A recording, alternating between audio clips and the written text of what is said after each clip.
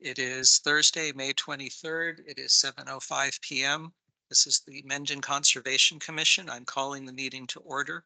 At this time, we do not yet have a quorum. I just heard from Tim McCarty. He should be here shortly.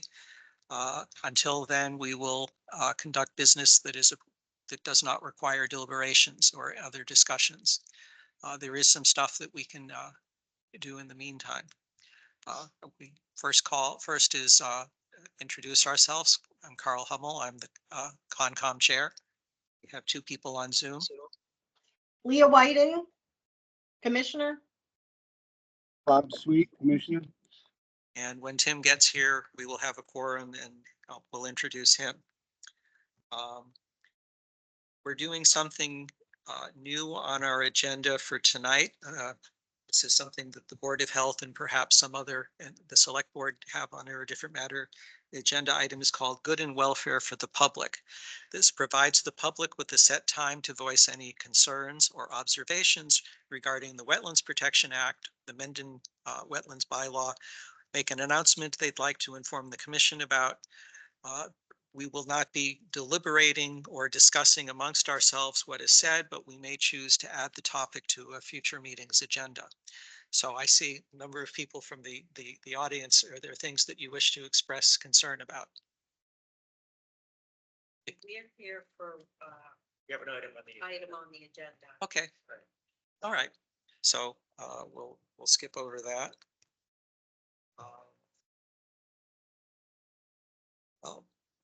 I guess on the other ones, we will just wait until such time as Tim pulls in from, he's driving here.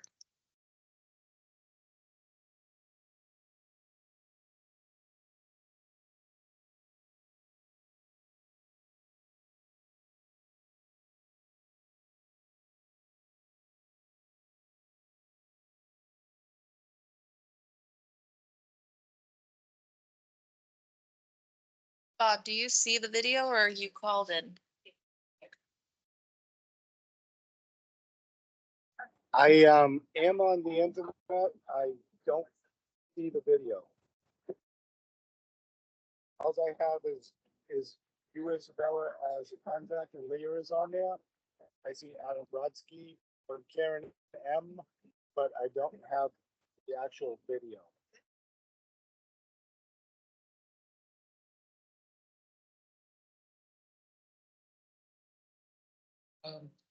Put it for pitting us as well. I think you just spotlighted us. Oh, okay, it does both. All right. Right now, all I'm seeing is top of a Indo Jam or Deutsche Jam.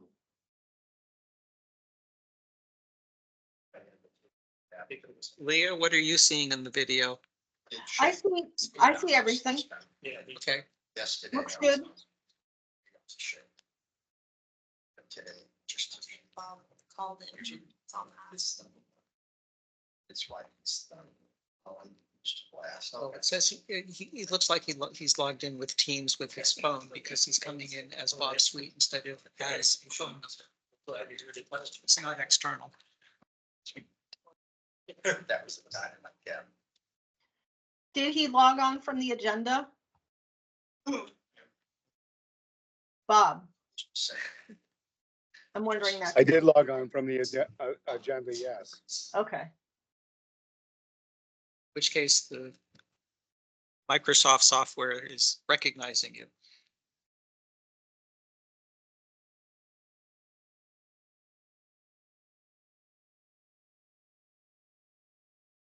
See the screen.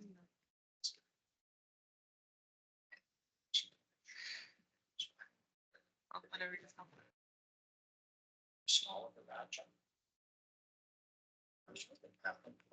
Oh, I had you for a minute, and now I'm back to the door jam.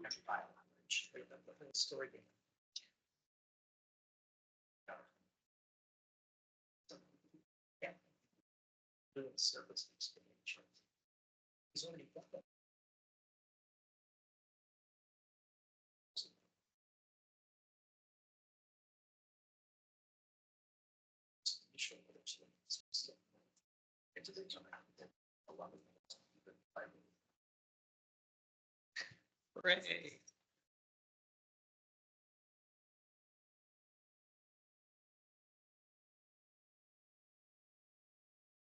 Okay, introduce yourself. To Mike Hardy. I have the video now. Oh, good. Okay. All right, we're now able to proceed with the agenda. We'll start with a public hearing. Agenda item 4, continuation, notice of intent, 3537 Hastings Street, 1820 Washington Street. What's the DEP number? That come in? 218-0847. 218 200847. 218-0847. So people from Goddard to the applicant. Sit here if that's easier, since Yep. I'm right next to the mic. So for the record, Matt Moyen with Touch Tech here on behalf of the applicant. Tom Schatz, Goddard Consulting, also here on behalf of the applicant. Since the last time we met, DEP has issued a file number yesterday, and it included 2 comments. Today, we submitted a revised set of plans that incorporated some minor revisions outside of areas of jurisdiction as a result of the planning board review and approval process. And we issued a response to DEP comments. Happy to discuss any of those comments or responses as the commission sees fit. But otherwise, just here to answer any remaining questions.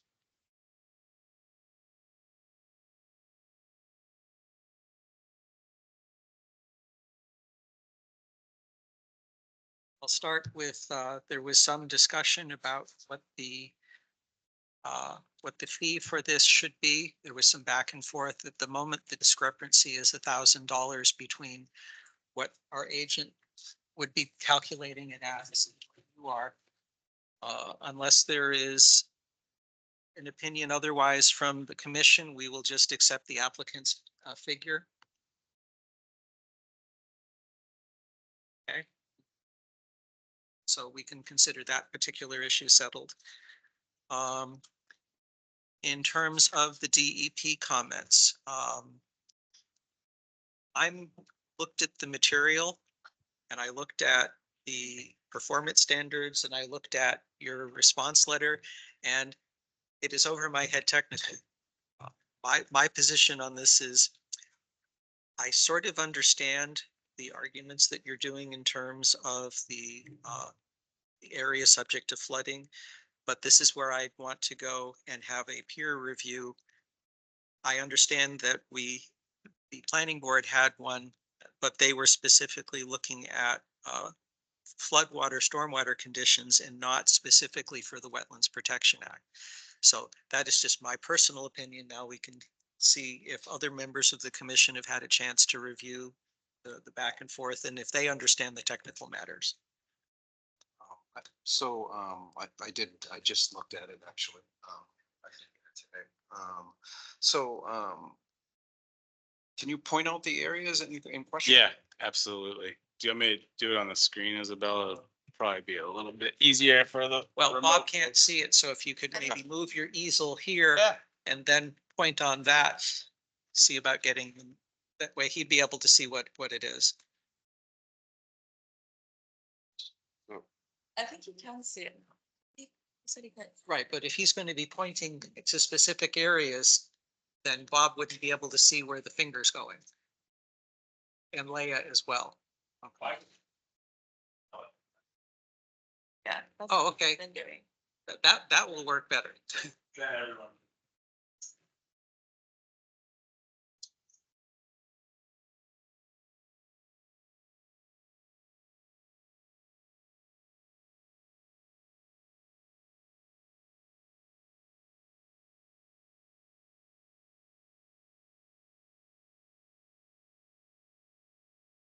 I don't know why. It's in the bottom right. Sorry. So if you can start with the first part of the DEP's comment. Just trying to zoom in so everyone. Okay. Oh, wrong mouse. I gotta use this mouse. Sorry. Needs the computer.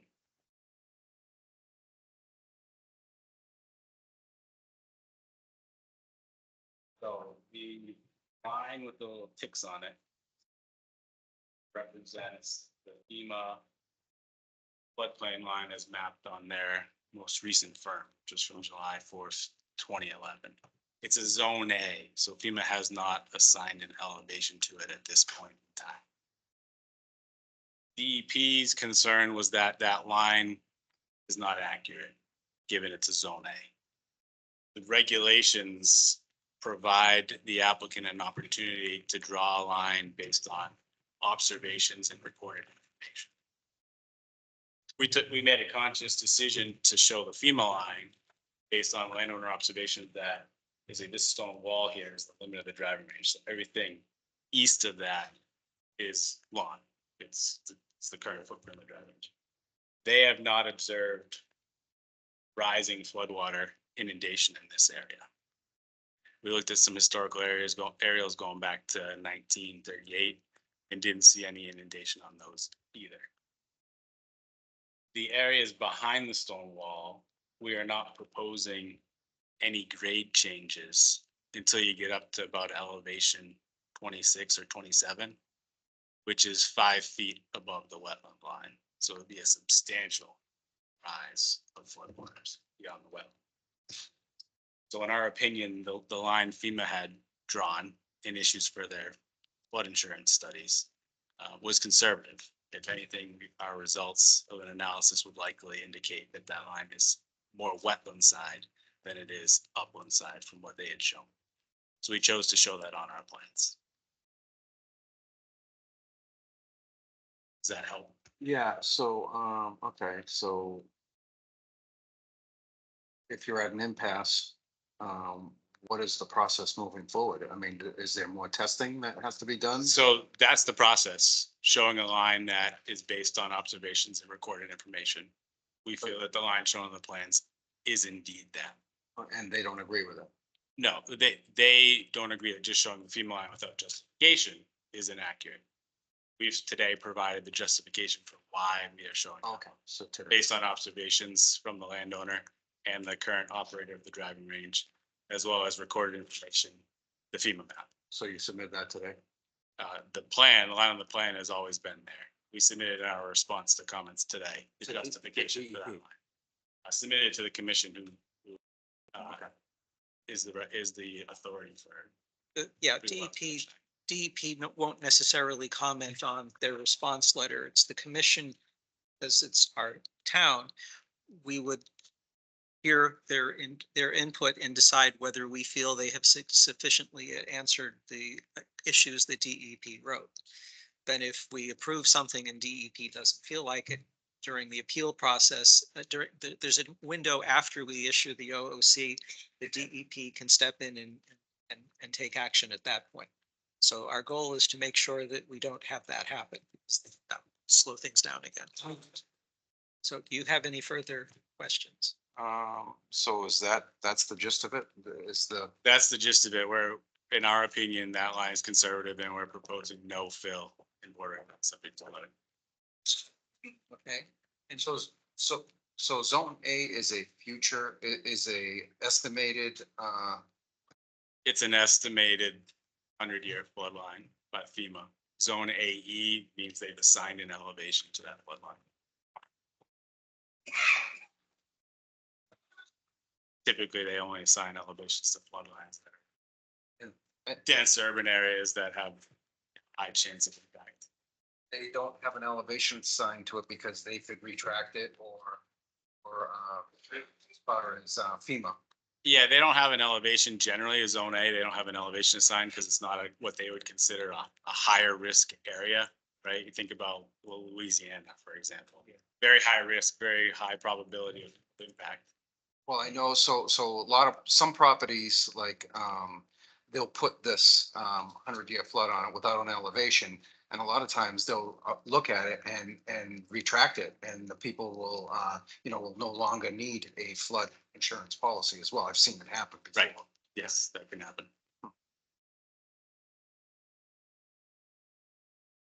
okay. Do you have any other questions about the number one item?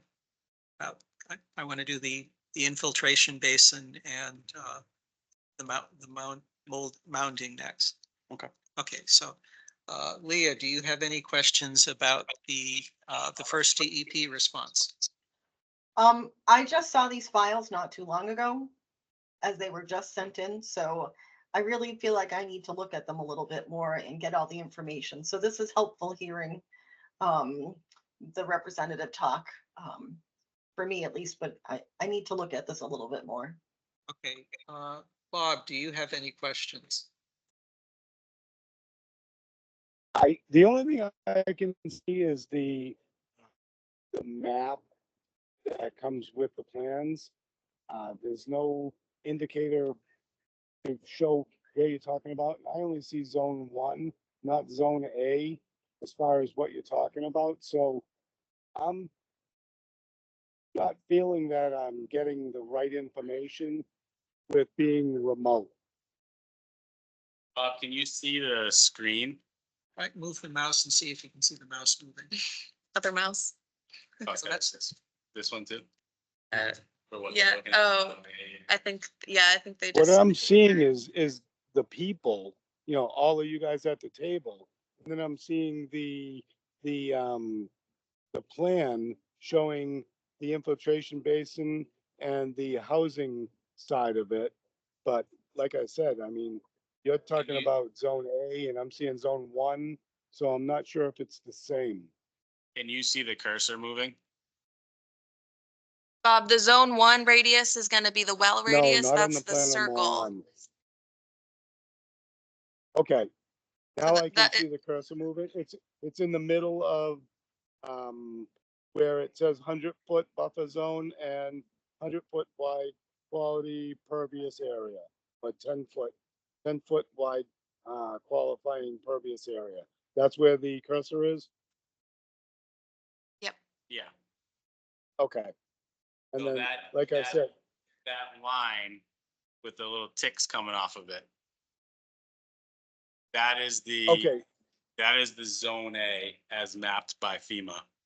The zone 1 is a radius offset from the well, so that's the black dash line. But the zone A, which is the yep, FEMA line, is gray with the little okay, tick. so one looks like almost like a set of train tracks, and that's Exactly. zone A. Okay, Correct. at least now I know where we're at. Do you have any other Uh, questions about that well- particular part? When reading through the DEP comments, they had questions about the height of the detention basin, whether it's 2 feet or 4 feet. And that's what other members had questions on in the past is, where is the bottom of it? as opposed to what- Okay, Bob, that's number 2. We're going to do that next. I want to ask if you have any questions about DEP's first comment with regards to the bordering land subject to flooding. then no, I believe that DEP has their own comments and from what I saw, I agree with them. Okay, so now we'll ask you to speak to the second DEP comment. And again, that was a comment of the elevations and whether or not they were in compliance with the 2 and 4 feet above Right. the median water table. Right, so now the applicant's engineers are going to discuss that one, so go, take it away. Yeah, so the second comment from DEP had to do with confirming that we had adequate separation below our infiltration basin. We have a minimum of 2 feet of separation, basically right along the wall here. And as you work your way west, it goes up to 6 feet of separation from seasonal high groundwater. There was also a peer review done as part of the planning board process, and they were satisfied that we complied with stormwater management standards. In response to DEP's comment issued yesterday, we've provided a formal mounding analysis that shows groundwater mounds a little over a foot. So basically what that's saying is at the center of our infiltration basin, the groundwater that's 2+ feet below will rise a foot as water infiltrates. It will not break out above the bottom of our basin, and it will not break out in or above a wetland resource. Okay, I'll do the same process of going through the commissioners. Tim, do you have any questions about this DEP comment? I don't. Leah? Again, I'm gonna agree with you, Carl. I don't know enough to say yes or no, but if we're protecting the wetlands, I think we gotta look into this stuff. Okay, and Bob, now you get to talk about this comment. My question is that detention basin, is that covering the whole entire property? Or is it just the residential side of the property, or is it the residential and commercial side? How much water is going or is expected to go into that detention basin? So the majority of the site is directed to that infiltration basin. The entire commercial development, with the exception of the entrances, which will be going to Route 16. And then the entire loop road plus basically the front half of the residences are directed to that infiltration basin. And it has been sized accordingly to meet the storm management standards. So yeah, we provide peak rate attenuation, required recharge, the required water quality volume, all with that infiltration basin and the up gradient pre-treatment. So deep sump catch basins, proprietary separators. And that was all done by Graves Engineering? They reviewed, yeah. So the Graves, as part of the planning board process, reviewed the entire application, which included our stormwater management. Total stormwater. We concluded that they were satisfied. We complied with the standards. Now, was that based on a 100-year flood or a 200 or 500? What was the analysis based on? So we need to analyze the 2-year, 10-year, and 100-year storm events. 2 and 10 for peak rate attenuation, 100-year to ensure that there's no offsite flooding. We also need to come up with a required recharge volume based on the impervious cover on the site and make sure we provide that within the basin. And for every square foot of impervious area, we add that up, multiply it by an inch, and are required to provide that volume as the water quality volume below our first outlet.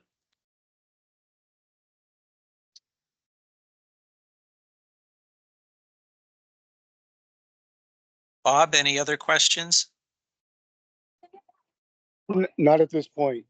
Okay, so I'll ask Can I ask one more question? Tim, back to Yeah, you. so the testing for the bottom of the basin, is that was witnessed by Graves as well, or? They didn't witness the testing, but we're required to provide the results of that testing Okay. in our stormwater report. It's fairly consistent throughout Yeah. the site. The Board of Health has used the perk tests and the test pits for their portion of it, but really the entire site groundwater is estimated seasonal groundwater is about 2 feet down. So the test pits for Board of Health revealed the same soil analysis? Yeah, the soils are very consistent. The depth of seasonal high groundwater is very consistent throughout the site. Can I ask one more question too? Yes, commissioners get to go next. Okay. Do we have that report, Isabella or Representative? It's the ones about Yep. yay thick. Yeah, it was submitted as part of the original application. Okay, I'll take a look. So it's online or in the office. It's titled Stormwater Review, or it's in the Notice of Intent Plan at the end. Okay. The expanded agenda I sent you does contain the test pit for test pit 8 or test pit B, which was at the location of the infiltration basin site. Okay. And that shows the estimated or the weeping observed at 22 inches, which is estimated seasonal high groundwater. Okay, thank you. All right, if commissioners are done asking questions, is there anyone in the audience who wishes to speak on this particular project? Okay, anyone on Zoom raising their hands? I don't see any. Oh. I'll go. Okay, so now Um, your comments? So Isabella Genova, the agent, and I'll go back to the BLSF comment. So the calculating the boundary from 310 CMR 1057 2A3, the BLSF shall be the maximum lateral extent of floodwater which has been observed or recorded. And so if you're saying it's never past that stone wall, I would just recommend the commission go out and verify that. We haven't been on site during this review process. So to confirm that, and if there's conflict, then there has to be further calculations to determine the boundary. But if it's not high water observed, then that's agreeable. Yeah, I mean, it would have to be during 100 years design storm that, no. The limits. The map- If you- the map I mean, you makes go there sense. now. Correct. But yeah, unless we get a design. storm. Well, Let's check the weather forecast. You never know. But so to your point, Isabella, like, if there's a discrepancy or a disagreement between our stance and how the commission feels about the line of plan, there's a next step in that process, which would be me as a professional engineer doing an evaluation of the entire contributing area to that wetland and any other streams or water bodies engulfed in the watershed to come up with an elevation that we think is appropriate for the floodplain. Given FEMA's mapped it as a zone A, any results we come up with are gonna be reasonably consistent with what they have mapped. This is what that's what that agency does. That's their job. So anything we do is gonna more or less align with their results, which is gonna be a much more detailed evaluation. Or it could go the other way and you could be able to move the line back. I would expect that the line would come towards the wetland. Yeah. As opposed to going away from it, if we did the analysis. So, I guess, do we want to go out and take a look at it then? Well, I'll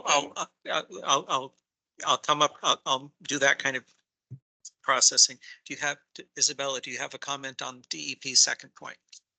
The second one is, so the seasonal high groundwater, based on direct observation September 2021, the applicant should verify soil testing occurred during period of high groundwater. And I know you did do second round of perk testing with Board of Health during that, so I'm curious if you took samples in the location of the infiltration basin or not. The year later, when we went back out with the Board of Health, no, we didn't retake test pits within the footprint basin. There was- all right. The estimated seasonal high groundwater line, the weeping and the redox that you see, it takes a long time. So once you start to see that staining, pretty clear that's where seasonal high groundwater consistently gets to. And so since you are building up that berm and, you know, bringing up everything else around it, my question is for during construction, when you have those temporary settling basins ahead of it, is that going to hit high groundwater? And if that overflows, what's your second plan for erosion control barriers? So I would expect for construction, rather than digging down for the basin, firm up to create the volume that's required, so 3,600 cubic feet per acre. So we don't want to dig down to groundwater volume. So we're likely to see a berm built up to create that wall and provide that. And then it's the contractor's job to manage the site in compliance with the NIMD's permit. So if it means they need to put multiple sediment traps in or multiple lines of linear controls or diversion berms, they have all those tools to their disposal to make sure that they're complete. Okay, I have one more question if Go I ahead. could. So what was the second round of testing for the Board of Health required for? The first round of testing was observed by a prior agent for the Board of Health. Oh. So there was some question as to whether or not it was reviewed properly. So one of the other members of the Board of Health asked if she could observe some testing. So we voluntarily went out and did some more testing just to satisfy that requirement. Was it consistent with the first round? It was, yeah. Okay. Yeah, similar perk rates, similar depths to seasonal high groundwater. okay, I will now try and do a summing up of what we were just discussing and reviewing. First, since you gave us the paperwork, I think it was this afternoon. Some of us have not had a chance to review it and investigate how the performance standards and the WPA align up with it.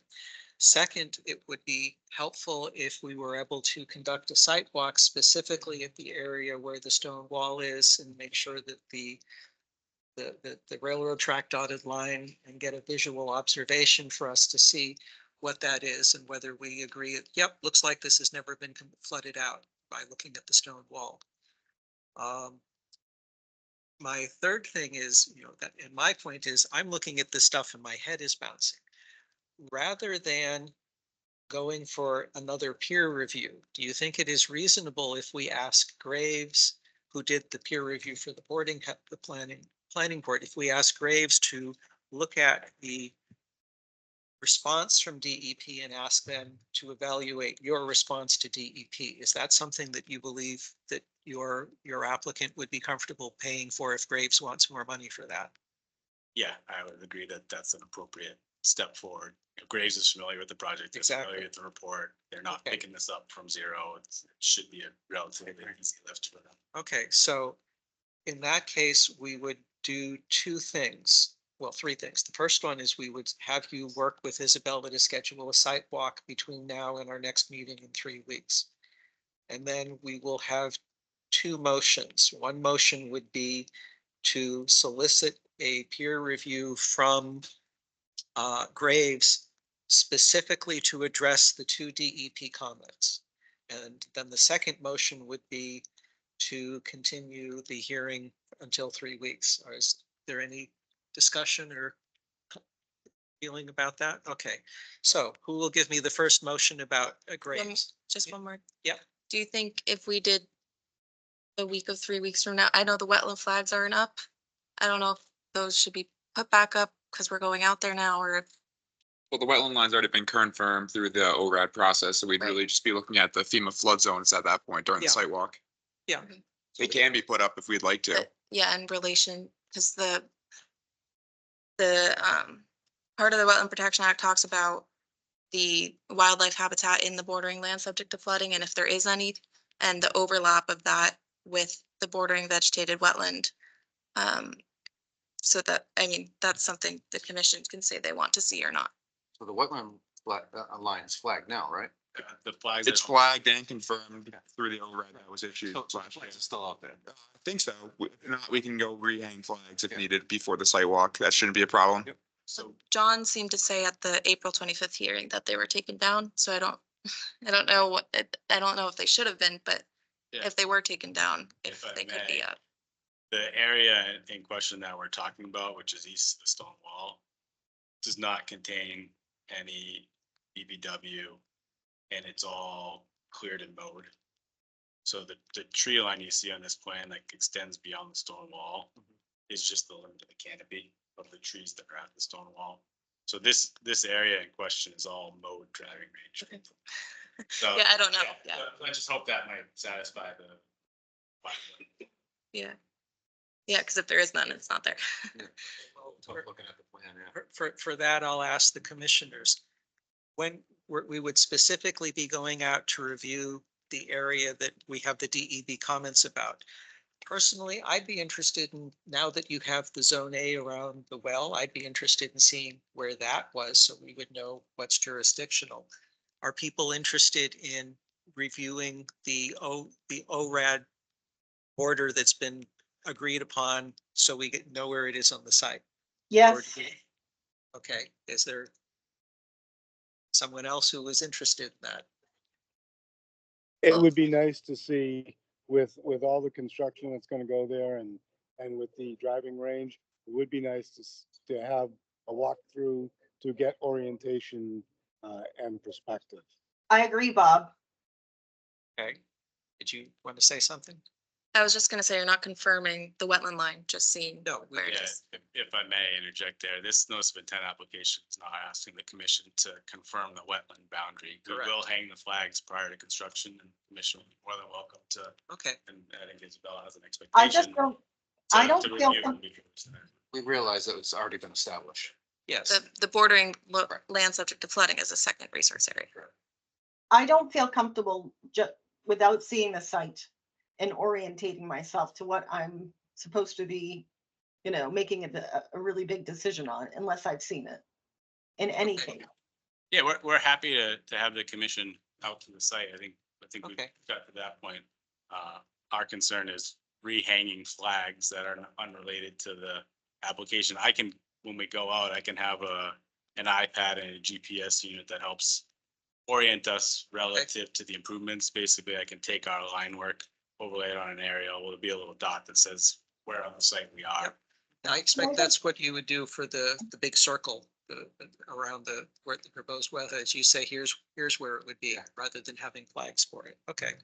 I just right. feel like we should have already been on a site walk by now. We've asked 3 times, and this would have moved things a lot quicker had we actually seen the site. Well, that's what we're working toward. Yeah, this is the first time I'm hearing a request to walk the site to look at the BLSF. We had a discussion about looking at the flags a couple of meetings ago and Okay. concluded that that's not part of this. So Okay. So the two things we will plan on scheduling for is to look at the area subject to the bordering land subject to flooding, and also the BLSF. And those are the two areas that we will look at. If you have wetlands flags up, that would be nice, but it's not necessary. You can show us on Yeah. a satellite. Yeah, you'll be able to see the lines. Okay. All right, so I'll now entertain a motion to have, that's what we will arrange for the site walk. I'll now entertain a motion to solicit a peer review from Graves, be paid for by the applicant, strictly and the limited only to discussing a review of DEP's comments in response to the. Second. No, some motions. So moved. Okay, I second. all right, roll call vote. Tim, I, I. Leah, I. Bob, I. Okay, motion passes. Now, second motion to continue the hearing for 3 weeks to June 13th. That's agreed by the applicant. June 13th. I'll second that. That, Is that date gonna That- work? the problem is we have a 3-week gap because we meet second and fourth Thursdays. Yeah, no, I understand. I'm just thinking calendar wise. That should work. I have a conflict at 5, but I should be able to get here in time.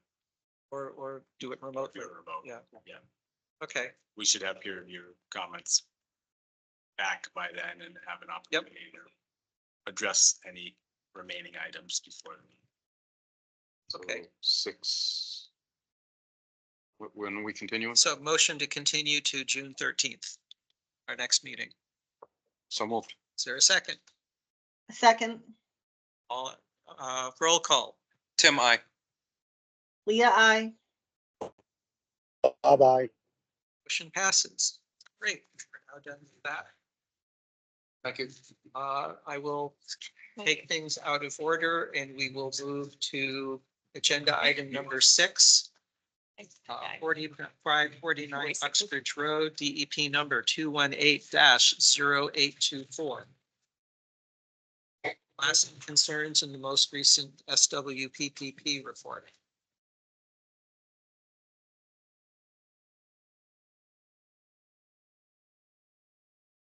So say why this is on our agenda, because of a butter interest. Yeah, I had received quite a few letters about the schedule class that started yesterday. They requested to be on the agenda, so giving them the opportunity to do so. Maybe it help just for me to give a quick update. So we, Sean Reardon with Tetra Tech on behalf of the landowner and the permit holder. So a couple things have happened recently, most importantly, the testing. So we organized for our pre-demolition or pre-blasting testing to be done and had about 7 or 8 people that partook in that.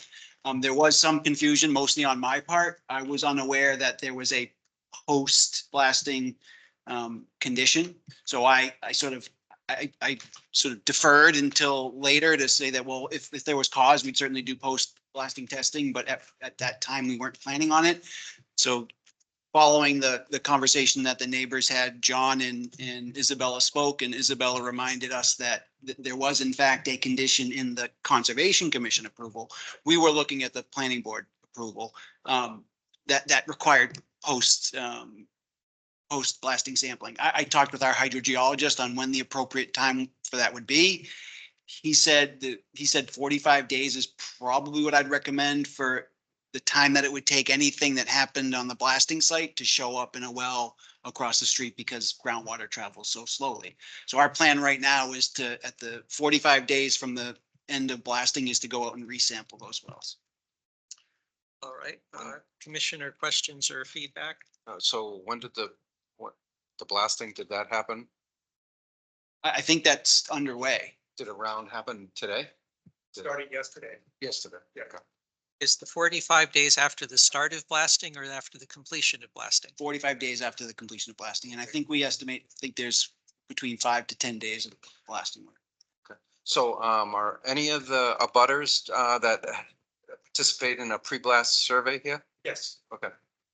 Were you satisfied with, any information that they? Sure, sure. So Peter Lyman, 66 Uxbridge Road. So the surveys, we first started with a survey of the houses. Okay, so everything was Falvey survey business out of Milford. So they went around, I think 2 weeks ago, I believe, and they went around and took pictures or took a video of the house as he's talking, right, inside and outside. And then the last week is when I believe the first survey was done of the water, raw well water of our houses. Sorry to interrupt, but just for clarity, the pre-blast survey, that's done by the blasting contractor as part of the blasting permit. Okay. The sampling was done by us as part of compliance with our permits from Concom and planning board. Right. So just so we're clear, just Right. two separate entities. I also, yeah, I'd like to remind you all, it is permitted through the fire department as well. Just so. Correct. Right. So, let me start with, so we were on the agenda last night for the Board of Health. Okay, because we were talking to whoever would listen to us, about our concerns. And, one of the things we talked about was how much testing after the blasting is done. All right, so it's good to have at least one test, but, Board of Health would recommend to have further testing, maybe 3 months after and so on, right? So that's something we should think about doing. I will say that one of our concerns was about what was going to be the blasting agent used, all right? So initially there was brought up that maybe perchlorate was going to be used. So we were really concerned about that because of the possible health issues, thyroid gland, especially with young children. So we had also contacted the fire chief, Chief Bagma, about it. So he gets the documentation from blasting company, blast analysis and blast plan. And he did notify us, he didn't show us the plan or share it with us, but he did note that there was a page there that said there would be no perchlorate used in the blasting.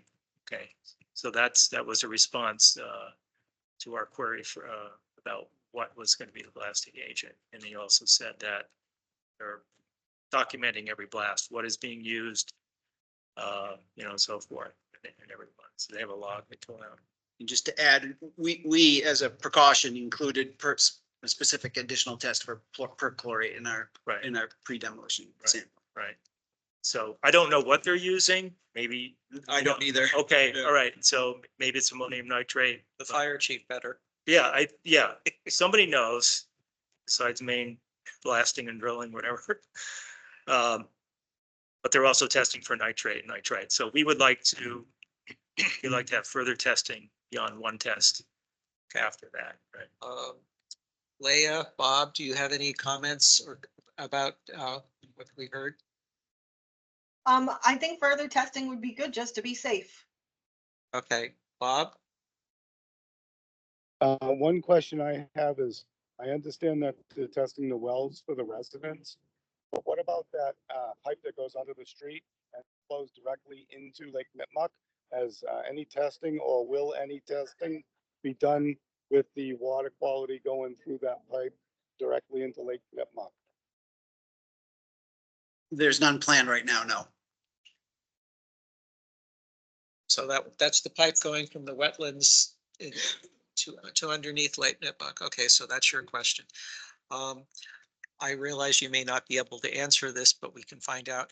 Did the Board of Health make any specific deliberation and recommendation or directive on whether there should be additional testing after 60 days.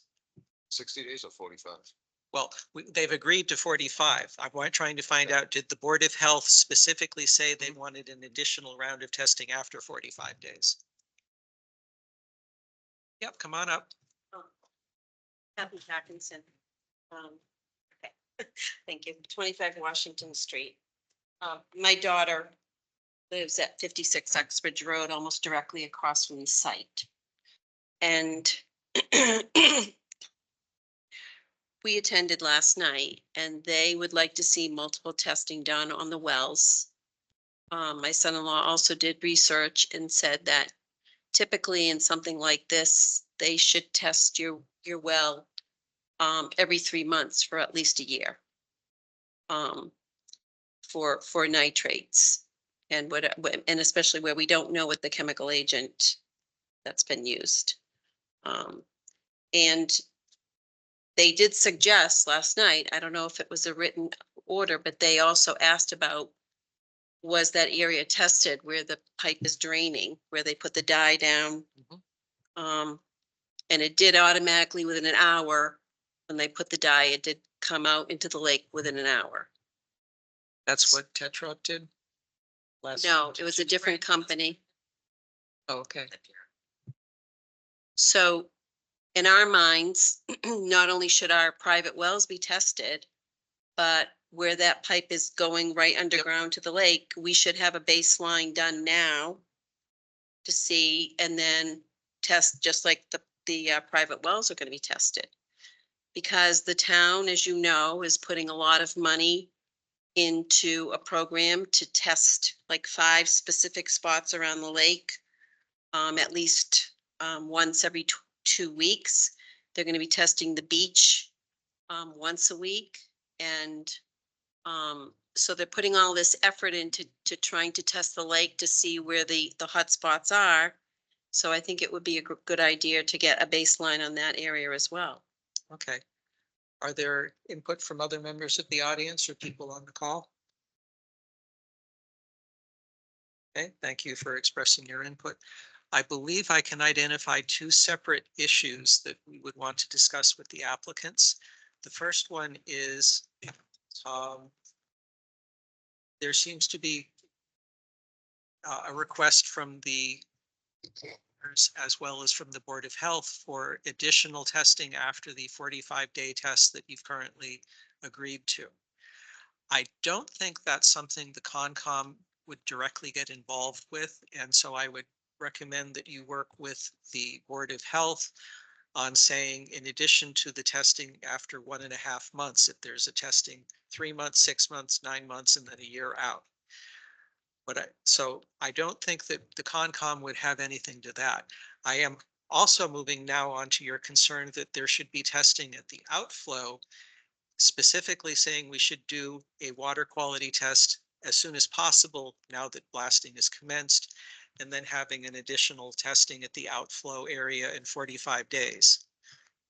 Is that a fair summary of what we're hearing from the abutters? Okay, Attorney Brodsky, do you have anything to say about this point? Chair Helmut, good evening. Adam Brodsky for the applicant. I'm going to direct the question to Mr. Reardon, but unless I'm mistaken, we have a final order of conditions, and that was not a special condition of that order. Is that correct? Correct. Can I speak to that? Come on up. Catherine Hackinson, 25 Washington Street. On the order of conditions, it doesn't, it says that pre-test and a post-test will be done. It does not state specifically any number.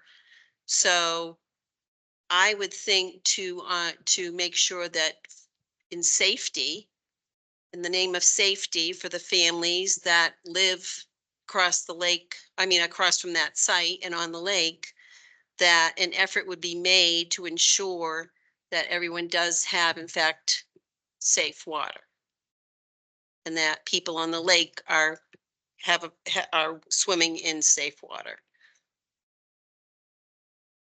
I'd like to respond if I Yep. could. Please. So, I mean, blasting is probably one of the most regulated activities in Massachusetts.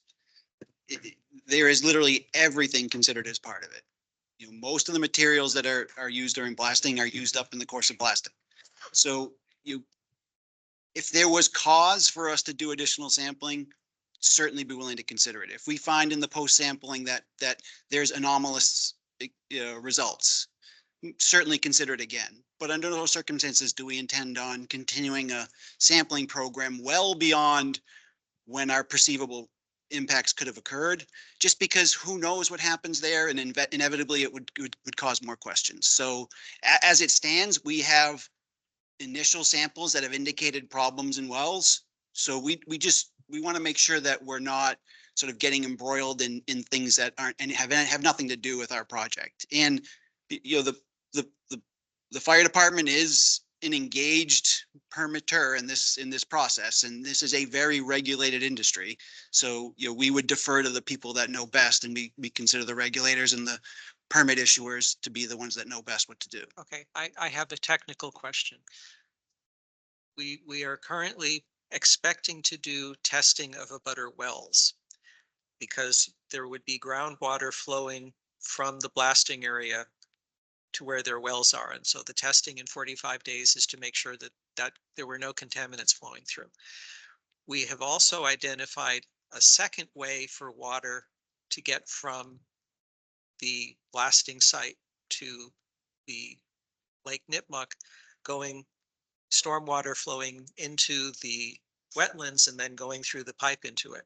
Is it your contention that contaminants from any possible blasting would not be utilizing that channel? Right, because the blasting we do is in rock, and it's not going to be a component in surface water, which is the component that's flowing over through the culvert. Okay, So our concern is we're introducing a blasting agent into the ground, right. and potentially through cracks in rock. You know, that's a groundwater concern, not a surface water And so concern. you're saying that that process of the blasting materials, it's not going to get washed away via stormwater into the wetlands and then going through the pipe. Correct, So correct. that is why you were saying you don't feel you need that level of Correct. test. Okay. Yeah, and contrary to we don't blow things up. We break things below the ground. Okay, And- so yeah. other commissioners' Chairman, responses? Yep. Can I have Leah? Mr. Reardon, do you know what they used in the blasting as far as what they used for the blasting agent? I don't. I feel And like that might be a question you should be able to answer. Yeah, with all due respect, I stay as far away from their work as possible, because these are people that literally spend their life doing one thing and doing it well. The last thing I want to do is interject in their decision-making process. If you Right, but consider they that were supposed- important, Leah, we can check with the fire chief and have the fire chief get that information for you. Okay, thank you, because that's something, even though it's not your area of expertise, I feel like if you're heading the project, you might want to at least know that little piece of information. Delegated it. Yeah, we trust the people that do the work and do it well, and main drilling and blasting is one of the best in the country. It's the same way most of the town boards and agencies are delegating to the fire chief and his technical expertise to review the blasting process. Right. Bob, do you have any questions or input? Yep, you've got a hand up. Bob? Hold on. Now I'm unmuted. Yep. It's my understanding that the groundwater should be considered, because where the outflow pipe is that goes into Lake Nipmuc is the lowest point on that whole site.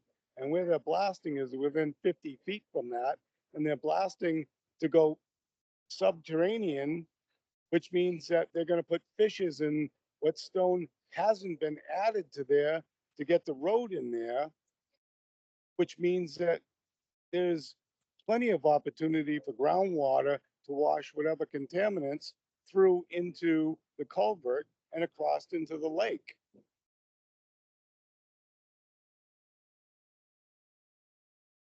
And I would weigh in that you had no requirement for testing lake in your permit. Yep. Yeah, and the culvert carries surface water, not groundwater. Okay. Any further questions from the commission on the blasting topic? Okay. The other thing that is on the agenda for reviewing in this site is the most recent SWIP report. Isabella? Yeah, that was submitted, and that depicted the beginning of the installation for the box culvert, which Sean can maybe weigh in a bit more. We met and talked about the box culvert, the contractor did the drilling for the head walls on either side, and so that's started on site. Yeah, so the box culvert installation is our sort of our heaviest excavation and the lowest relative to groundwater. So the hardest thing for us to dewater and manage appropriately. We had a little bit of an issue during the storm last week where we had some turbidity, showing up in our discharge. So what we did is we had been trying to sort of intuitively dewater below us. But unfortunately, there's not a whole lot of space. So what we've decided to do is make a change in dewater and pump as far up the hill as we can to give us as much space between where we're discharging our dewatering and where it eventually goes in the wetland to give as much time and space for that any turbidity to settle out. We found that that's been doing fantastic. The only concern of ours was that we just be sort of having to pump twice as fast because it would just be recycling groundwater. But it's turned out that there's enough time to get down through all those that soil and rock that's up there that we're actually getting the work done, in a reasonable amount of time. But the bottom line is we've addressed our short-term problem, and now we just had the storm today, and I called Gene and I talked to him, and he said no. He says everything's clean right now. So, it seems like that change has been a real positive. Okay, is this something you've seen on a site walk, or you expect to be seeing when you go out there? I've been on site, no, but that was the recommendation by the SWIP inspector that you. Okay. So glad to hear that happened. Yeah, and anytime you want to go out, happy to, preferably not a day like today, but I know you probably want to see like today, but anytime you want to go out there. Yeah. Okay, do you expect that we will need to be discussing this site at our next meeting in 3 weeks? Do you think that we need to have anything on the agenda for it? I mean, I'd say I'll probably be here for 134 North Ave, so might as well keep it on the agenda and then we'll just update you on how things are going. Okay. Hopefully by then blasting will be done and we'll at least be able to sort of. Any move past that last one. input before we go on to the next agenda item? Yep, come on up.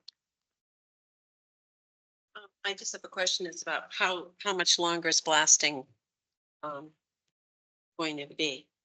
I've been told 5 to 10 days, but I don't know. Because blasting is so particular that if things break up well and the stone reacts well, it's far fewer shots. But if it doesn't, then you have to do more. And sometimes drilling is difficult. So I'd say we're at least a week, probably on the outside 18 days. Is the fire chief the right person in town for abutters to communicate with? As it relates to blasting, in all cases, yes. And I don't mean to be sort of evasive, but it's such a particular business with so much risk and so much liability that we tend to just focus our energy on picking qualified people and then just trust those people to do it well. And I've got a body of experience with main drilling and blasting, and there's really nobody better. We've actually reviewed a project where they did blasting within 30 inches of a gas main. So these are folks that know what they're doing. So the type of material they're using in the blasting should be on the application at the fire department, I would imagine, right? Again, No. I don't even know. Oh, it's not. Yeah. But that's pretty standard across the state. The Board of Health was trying to figure it out, and it's almost every permit in most towns don't require you to state what you're using.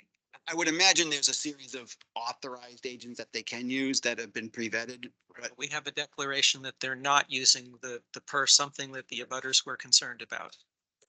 Yeah, Okay, so- we had not, I believe we had talked last week and that was when you brought up the perchlorate, that you had mentioned that a few times that was a possible agent. And that was where, when we got, when we started to do research on it, I have 2 grand children, little girls. One is 15 months and one is 3.5. So when I heard perchlorate, you can only imagine what, in my mind, when you research that and you find out that it affects your thyroid gland and, then that your thyroid gland obviously is a major part of your body and does a lot of things. So we got very upset, and then we still couldn't find out, which I don't understand why. Is like 120 page. We've been in contact with the fire chief, and he's been wonderful, absolutely wonderful with, getting information, checking on information. And for whatever reason, he cannot, either he knows or he doesn't know, or was trying to find out, but we don't know what the agent is that they're using. And I feel as though, being in a butter, that we should have that information. I mean, if your family was living in close proximity to blasting, and I'm not trying to be disrespectful of you and your, and anything like that. But I mean, if you just have to put yourself in my place and in my daughter and my son-in-law's place. They're raising a young family. They've just built this house. And, they're obviously, they don't want to be taking a chance and saying, well, okay, 90% of the time, everything is fine. Well, if that was your family, would you be okay with that? I don't think you would. And I don't think anybody here would. And that's my point. Yeah, and I apologize if I gave the impression that I thought there was going to be perchlorate. I was only focused on determining what the suite of analysis needs to be. We get it. So. All right, so my understanding is that moving forward, the police chief is monitoring the blasting on a daily basis. But he has nothing to do with the water. Right, but the second question is, the Board of Health is going to be concerned with monitoring the groundwater diffusion and making sure that your wells are not contaminated. And you should work with the Board of Health whether there will be extended testing after the 45-day testing that the applicant is currently agreed to. So we need to go back to the Board of Health because they did not do anything in writing as far as we know. But they did feel strongly that there should be several tests done. Right. Post-tests done on the wells. Right. Once the blasting has been completed. And so.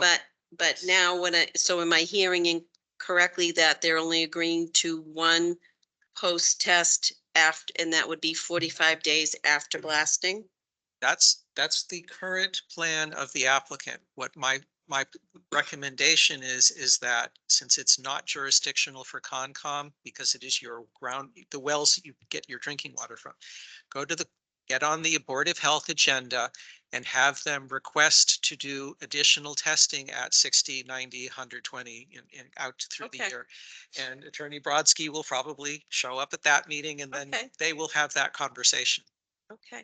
And what I will commit to doing before next hearing, again, because we have nothing on the Board of Health agenda ourselves.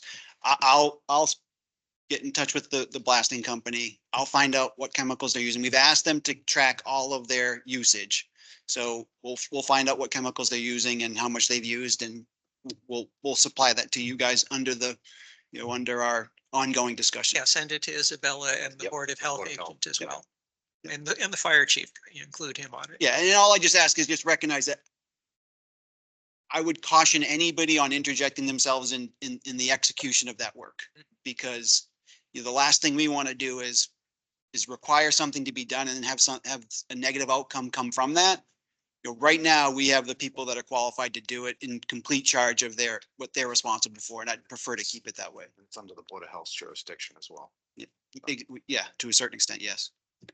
Yeah, we weren't trying to do that. We were just trying to get information. Is what we were trying to get. And I'll do my best to get And it. that's all. I mean, Understood. Okay. Okay, and if you can check in with Isabella and she can see about getting you information if you aren't able to get it from the Board of Health or the fire chief, I'm trying to make sure you have multiple ways to contact people in town, although she is going on vacation. So What? She gets a vacation? we'll talk about that later in the. So are you in charge of contacting the person that would come out in 45 days to test the well? Are you the person that would say, okay, the 45 days has arrived and the wells need to be tested, would you be that person? Yes, indirectly. Gene, who's the site contractor, who is controlling the activity on the site. It's, Was Gene, is he from the blasting company? you mean? he's the site contractor. So he's the guy with the big heavy equipment. Oh, okay. And he's, because he controls the construction activity, the person doing the sampling is working for him. The sampling is being vetted through us. So I was the one that established what the parameters were with our hydrogeologist in the office, and I was the one that directed them what to do. I was the one that told them just focus on the initial testing. That was our focus to get that done.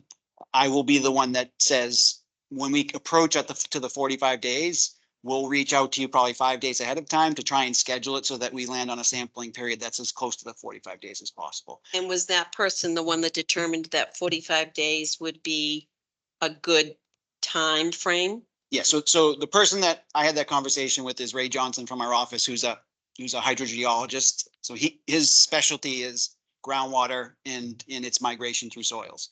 He's a LSP in Massachusetts. He's an LSP in several other states, expert witness on hundreds of cases. So I went to him and said, we're thinking 30 days. And he said, it's going to take a while to get through the ground because groundwater moves at fastest like a foot a day.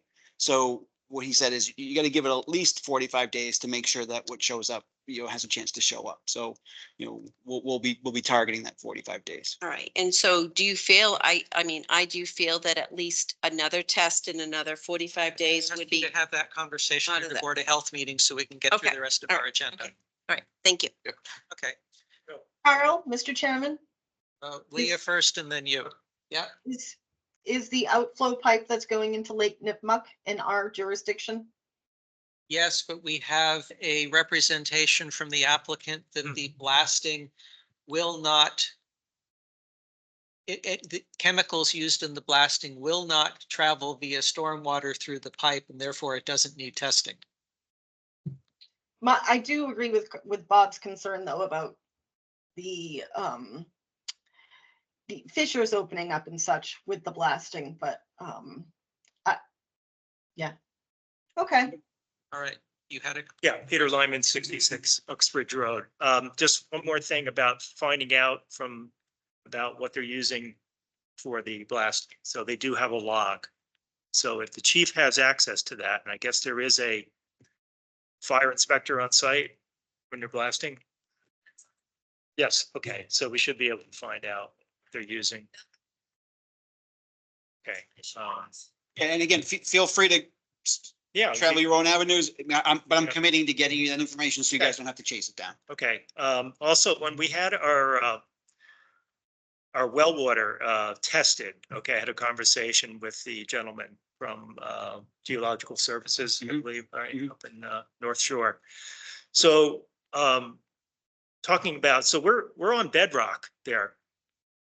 All right. And I assume that bedrock is coming down. There's ledge all over the place. And our wells, however deep they are, I think ours is about 100 feet, others may be deeper.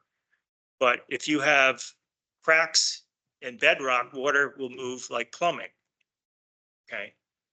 So he pointed it out to me and I agree. So if it's just seeping through soil, that's different. But if you're generating cracks, you already have cracks there, things can move fast. Okay, again, All right, so I know, again, I'd say the Board of Health, Okay. you should address that concern. Maybe you want testing in 15 days and Right. not wait for 45 because then people would be drinking contaminated water for a right, month. right. So, yeah, that's a reasonable concern and you should bring it up with the board that can do something about it. Okay. Just one more thing, just in general, this has been a very frustrating experience going back to planning board through all this to where we are today. So it's a number of years now.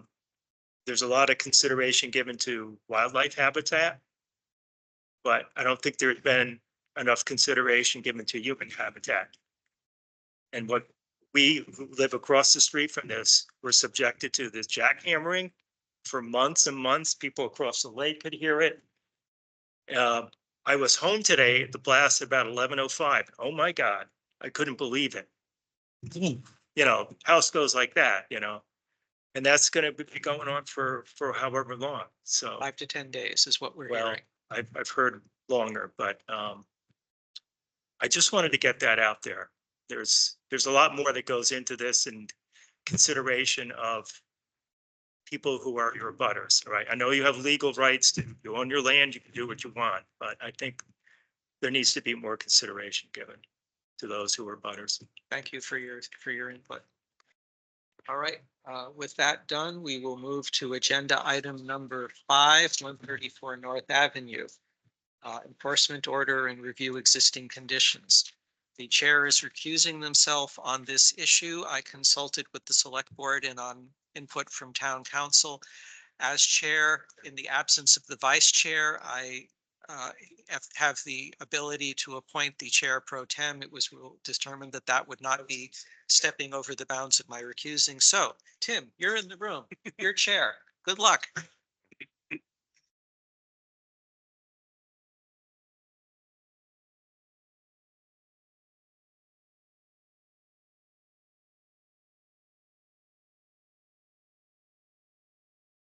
So we're just reviewing. Yeah, just an update. Okay, so 134 North Ave. Sure. Again, Sean Reardon on behalf of the landowner, and with me is Attorney Brodsky as again, so he's assisting with this as well. Do you have an opportunity to bring up that? Should start with that first aerial image. So if, for all those who recall, we committed to by this meeting to have an existing conditions plan done. We finished it today.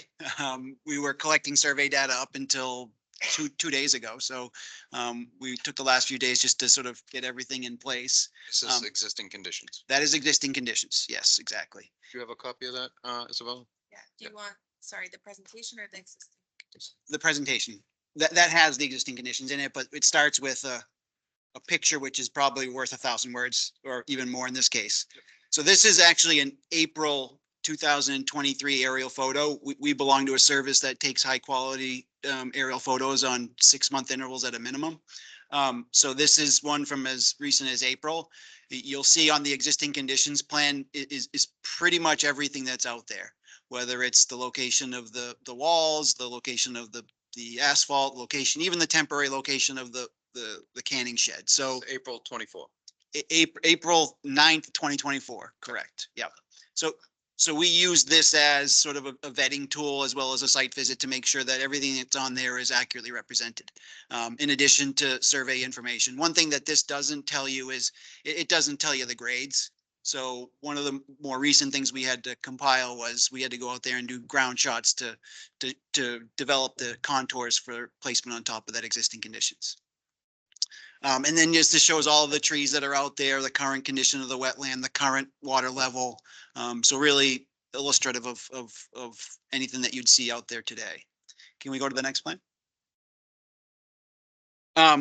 So as I mentioned, this is our existing conditions plan. So this is a 2-scale drawing based on survey information, based on recorded field information. The offsite contours are, what we do is we approximate those based on the contours that are available through mapping. The elevations that you see are based on an assumed datum, so there's no correlation to any other datum. This is a project specific datum, so just so there's no confusion. The key things on this are, I don't know if you can you zoom in, Isabella, on the existing wetland boundary? So on this plan, we prior to this work, Goddard Consultant went out and did a current delineation on the existing boundary of the wetland through the parcel. So there's a series of, I think, about 20 or so wetland flags that were field located by Garrier and Halnan, the project surveyor. So delineated by Woodard and Scott Goddard and Consulting, got Woodard and Curran confused, and then surveyed by Garrier and Halnan. So those locations are shown on the plan. Then what we've done is we've prescribed the 25-foot no disturb zone and the 50-foot no build zone, as well as the 100-foot buffer zone associated with that. The 2 first ones are shown in blue and green just to make it easy to see. What you'll see is that there's a good portion of the driveway or the path around the backyard is in that 25-foot no disturb zone.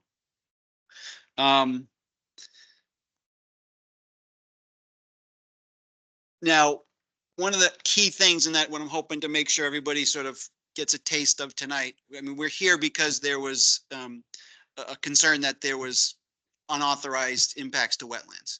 Now, based on, we've looked at hundreds of aerials, a whole bunch of different information. Isabel and I have worked together, looked at hydrology and all that. We've come to the conclusion that we've got a confident line that we think is a fair representation of where the wetland line was at one time.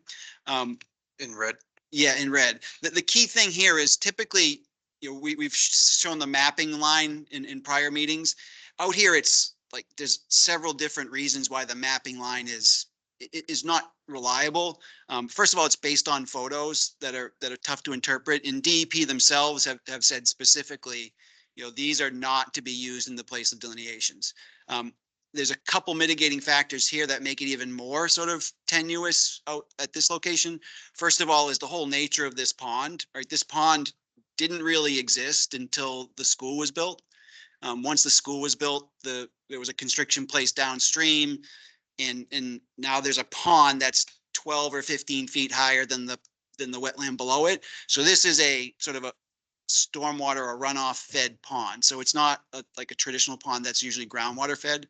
So it's got some real mercurial characteristics, which means it's going to fluctuate up and down quite a bit. The other thing is a lot of beaver activity out there. I mean, I went out there for a site walk just the other day and literally showed Isabella pictures, you know, just beavers just clear out a whole swath of trees and just, you know, so it's always been an up and down. Yeah, I think we had a conversation. There's a baseball field right here. Yeah. And a couple of years in a row, the baseball field was underwater because I think there was a beaver downgrading, you know, downstream. Right. You know, and then it was trapped and it kind of must have receded. But I mean, right. You know, so the bottom line, there's a lot of ups and downs with the water level that usually aren't traditionally associated with this kind of a, you know, this size of a pond. So there's very, very variable. Even if you look at the aerial photos, I mean, sometimes the water level's 150 feet away from, you know, the backyard, and other days it seems like it's right up against it. so the testing, this red line, would you do testing along that red line? How do So you I'll determine that? go through how we got to that point. It's more of a sort of a forensic analysis of aerial photos that we have. And then just the last thing that's sort of makes it even more difficult. Farm soils are notoriously brutal to try to do delineations on because they're just so murky because they've been worked. You know, one of the other things they usually have is they usually have a lot of topsoil, a lot of sort of variability in terms of how long water stays in certain sections. So all of these things make it really hard to sort of rely on anything that's photography based to justify a line. But what we can do is we can go back and look at aerials. So if we can go to the next one.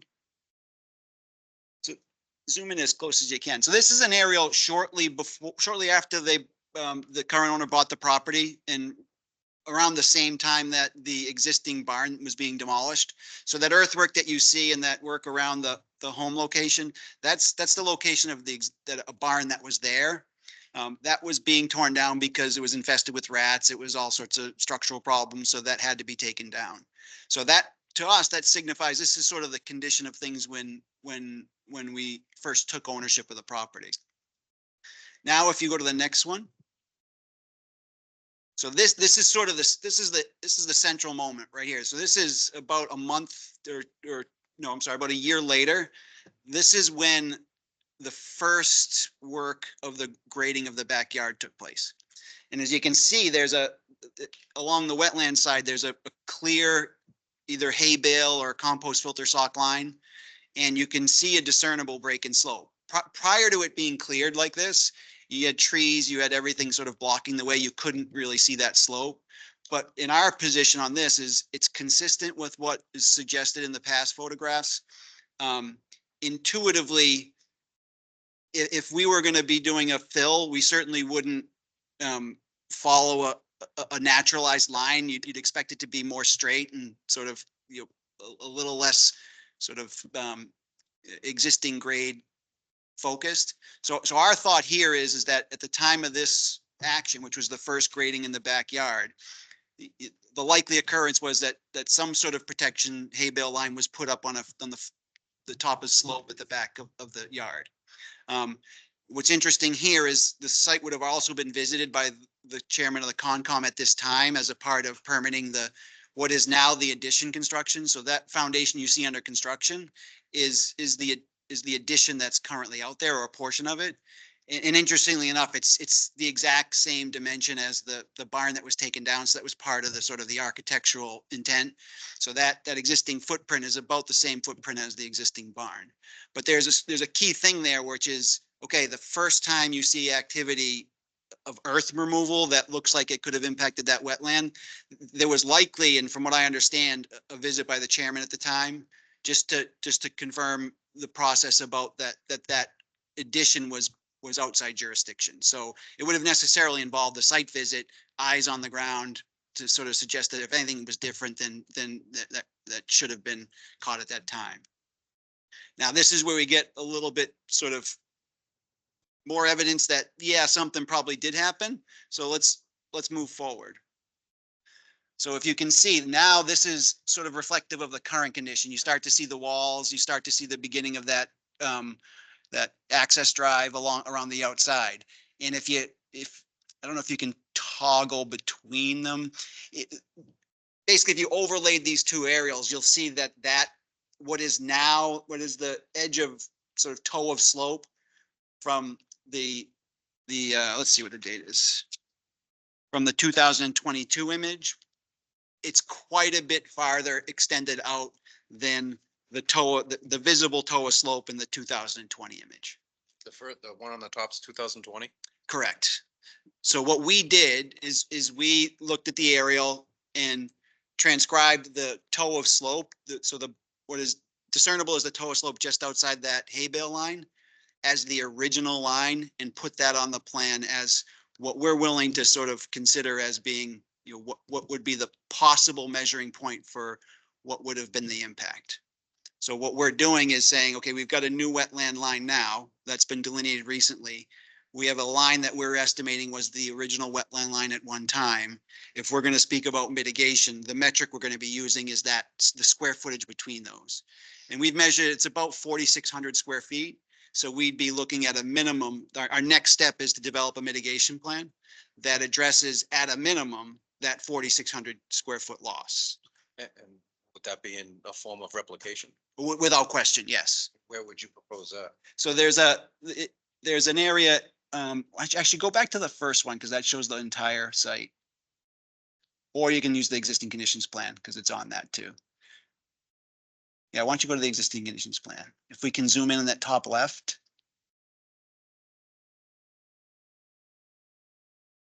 So there's an area, a large concrete pad out back.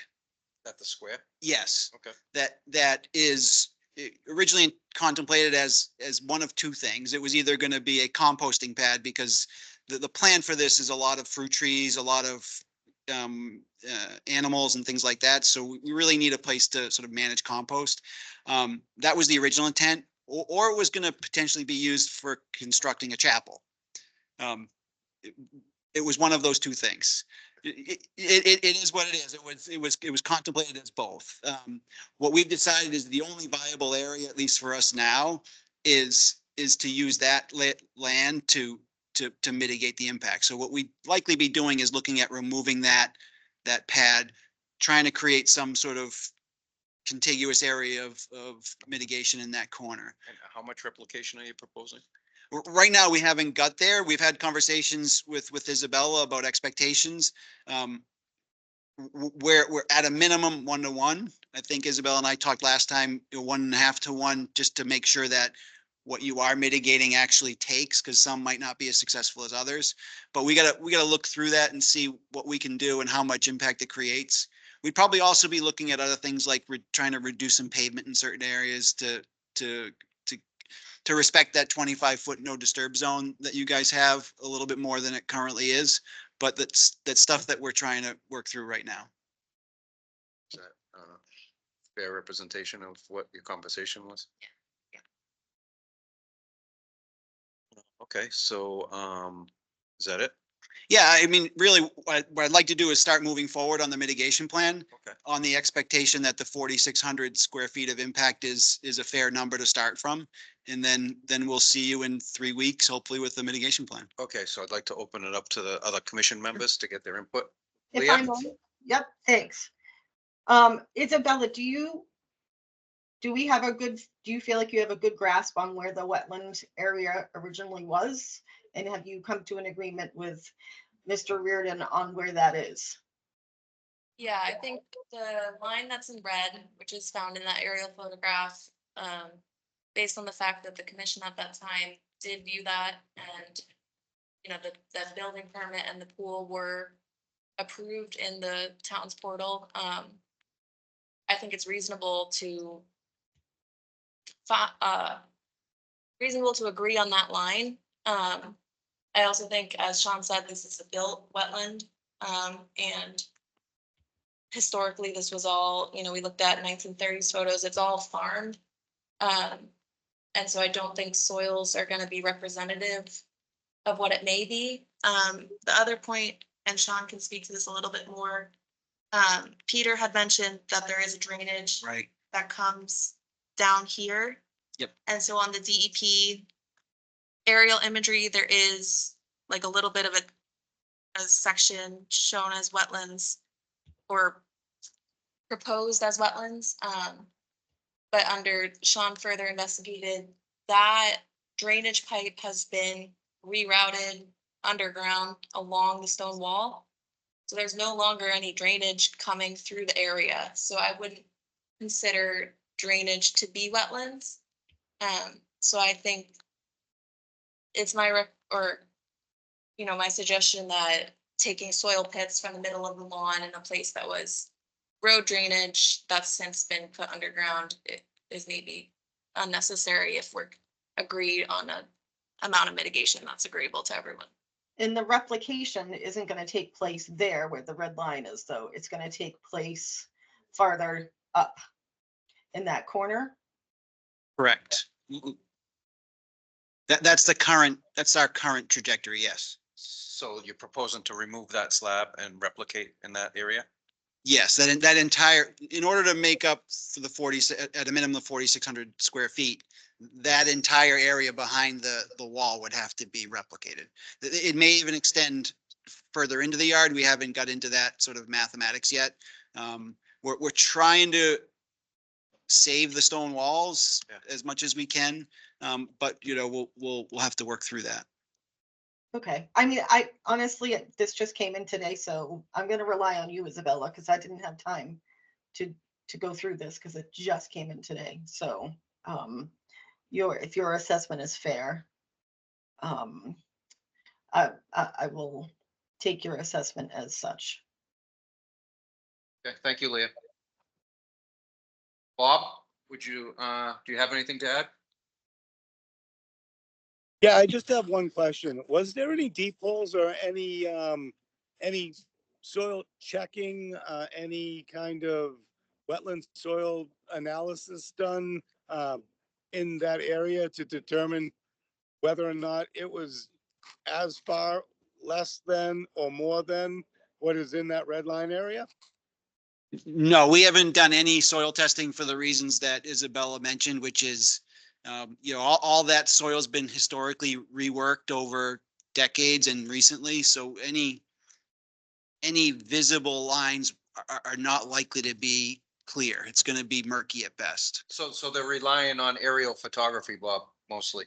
Right, but my understanding is wetlands can move, and every 3 years, that's why you do an ANRAD, is so that you can lock something in for 3 years, and anything that is gray or clayey soil would be considered wetland soils and therefore be in the wetland idea.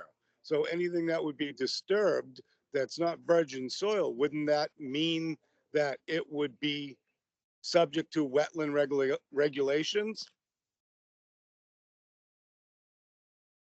I don't believe so, because the existing line is the new line, and we're just trying to determine what's appropriate mitigation on a line that no longer exists. I have no problem with mitigation. One thing I would like to make sure is one of the DEP's biggest problems is that when mitigation is done, it's not done correctly. It's done above the water, the mean water table, and it dries out and becomes no longer wetlands. So there would have to be a decent plan for that. And also a minimum of 1 to 1.5 to 1, because that's DEP's regulations by itself. Yeah, I also have just one quick question that relates to Bob's. Why are we mitigating up in the top, more the left-hand portion of this map, and not where the red line is, where you're saying that there was infringement into the wetlands? It's within 100 feet. It's fundamentally the same location. But all the mitigation and replication you're saying is taking place up where that concrete slab is, but not in the same area of this red line where it says original wetland. Is that Leah, it's my understanding, excuse me, it's my understanding that as long as it's in the same wetland area, then it's acceptable. Okay, I just think they're That's picking, correct. I think they're picking the easiest place, but it looks like they were more disturbed here, but thank you, Bob. That's a good answer. Is there standing water right on the flagging area? Is that standing water? It pretty much goes right up to it. Yes. Disturbing actual standing water area if you were to do anything in that area. Is that a fair assumption? Yeah, I mean, I think it's 6 and 1/2 dozen the other. The big thing is we have that slope that leads from the stone wall is populated with fairly mature blueberry bushes. So we've got a well stabilized surface there. Whereas the area over by where the composting pad is sort of, it's more barren, less valuable. But those are things that we'll have to look at. And the plan is to sort of start putting, pen to paper and then work through these details with Isabella, because she brought up a good point, is like there might be a mature tree over there that we want to save, that we've got to figure out, okay, let's get our volume somewhere else. But these are all details that we plan to work together on. Before I open it up to the audience, are both of you comfortable with Isabella's interaction and, working it through to a acceptable solution at this point? Yes, as long as during the process, we check in with her and she can update us on things. And if I could just ask for one thing before we go to the public, we've got fruit trees that are waiting to be delivered. We'd love to be able to plant some if we could, because I know we committed to not doing any work until this was. If we're allowed to plant them, say outside the 50-foot no disturb or outside the 100-foot, the current wetland line, we'd like to get clarity on that just so there's no confusion. Mr. Reardon, can you have Isabella point to where that is? Where you're Well, installing them? We just have the trees. We haven't decided where they were going to go. We had planned to put them near the tennis court.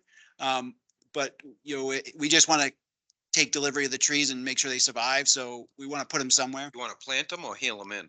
We want to plant them. Okay, so you're saying you want to plant them outside the 50-foot? Well, we want to get clarity on where it would be acceptable. They're just trees, so they're fruit trees. We'd like the flexibility to plant them ideally anywhere outside the 50-foot no disturb zone or no build zone, but did you guys hear that? Where he's proposing to plant them? It looks like 3/4 of the tennis court is outside of the 100-foot. Unless the enforcement order stops them from being able to do any work, they're outside of the 100-foot from what it looks, as long as that's where they're going. And we're happy to work with those limits. I just didn't want something to go on a site where we've told you that there's no activity. Isabella, I didn't hear your last sentence. I'm sorry. The enforcement order has a cease and desist on the entire property, so allowing them to plant outside of the 100-foot. I don't know if it would require a vote or not. That's why he's inquiring, asking, because there was a cease and desist on the whole project. So it's whether you guys want to. I mean, So it would be clearer to me if he knew where they were going. I think I'd be more apt to, take a vote to see where they were. How about if we agree that it can be outside the 100-foot, and then we'll just confirm the actual location with Isabella before installing anything. Isabella, How about a plant? go ahead, You Bob. guys okay? You guys Can you- okay with that? Offering a planting diagram and then solidifying the amount of replication and square footage and getting a better plan so that we know exactly what's going on. All of that, Bob, Kinda is like- gonna, the deadline for the restoration and mitigation plan was the second meeting in June. So they have about a month to get any sort of replication or restoration plan in. So not agreeing on that at this time. Okay, what about as far as if they were to hold the trees to heal them in, were they planning on any kind of irrigation for when they go in, that would keep them in good quality and health? The healing them in, what kind of fruit trees are they, Mr. Reardon? I've been told apple trees. Okay. And admittedly, I'm a bit outside my depth when we talk about planting. So even you're using the term heal, I don't know what that is. So It's the, from, they bury the burlap with some mulch and some. Oh, so like, is it like temporary? Yeah, Yeah, I'm, yeah. are they burlap? I'm sure he's probably putting in burlaps and not pots. I know they're big. Yeah, so they're burlapped. Yeah. Or caged or both, whatever, but he could heal them in and they I would mean, be. quite okay, honestly, having a planting schedule wouldn't be the worst thing, and that's something that could just be emailed to each one of the board members for consideration. And just for clarity, this is just a temporary thing for the trees that we have already on order. We're going to be developing a full planting plan and schedule as part of our mitigation plan. There will be additional trees planted as part of the mitigation plan. okay, so let me rephrase the question to you guys. Are you okay with them healing them in on site outside the 100-foot buffer zone? Yes, as long as they're not planted, he can heal them in. I'm sorry, as long as they're Yes. not what? As long as they're not planted, you're allowed to bring them on the site and heal them in and keep them watered prior to you providing a planting plan.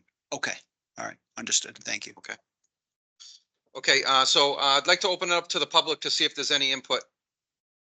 Yes. State your name and your address, please.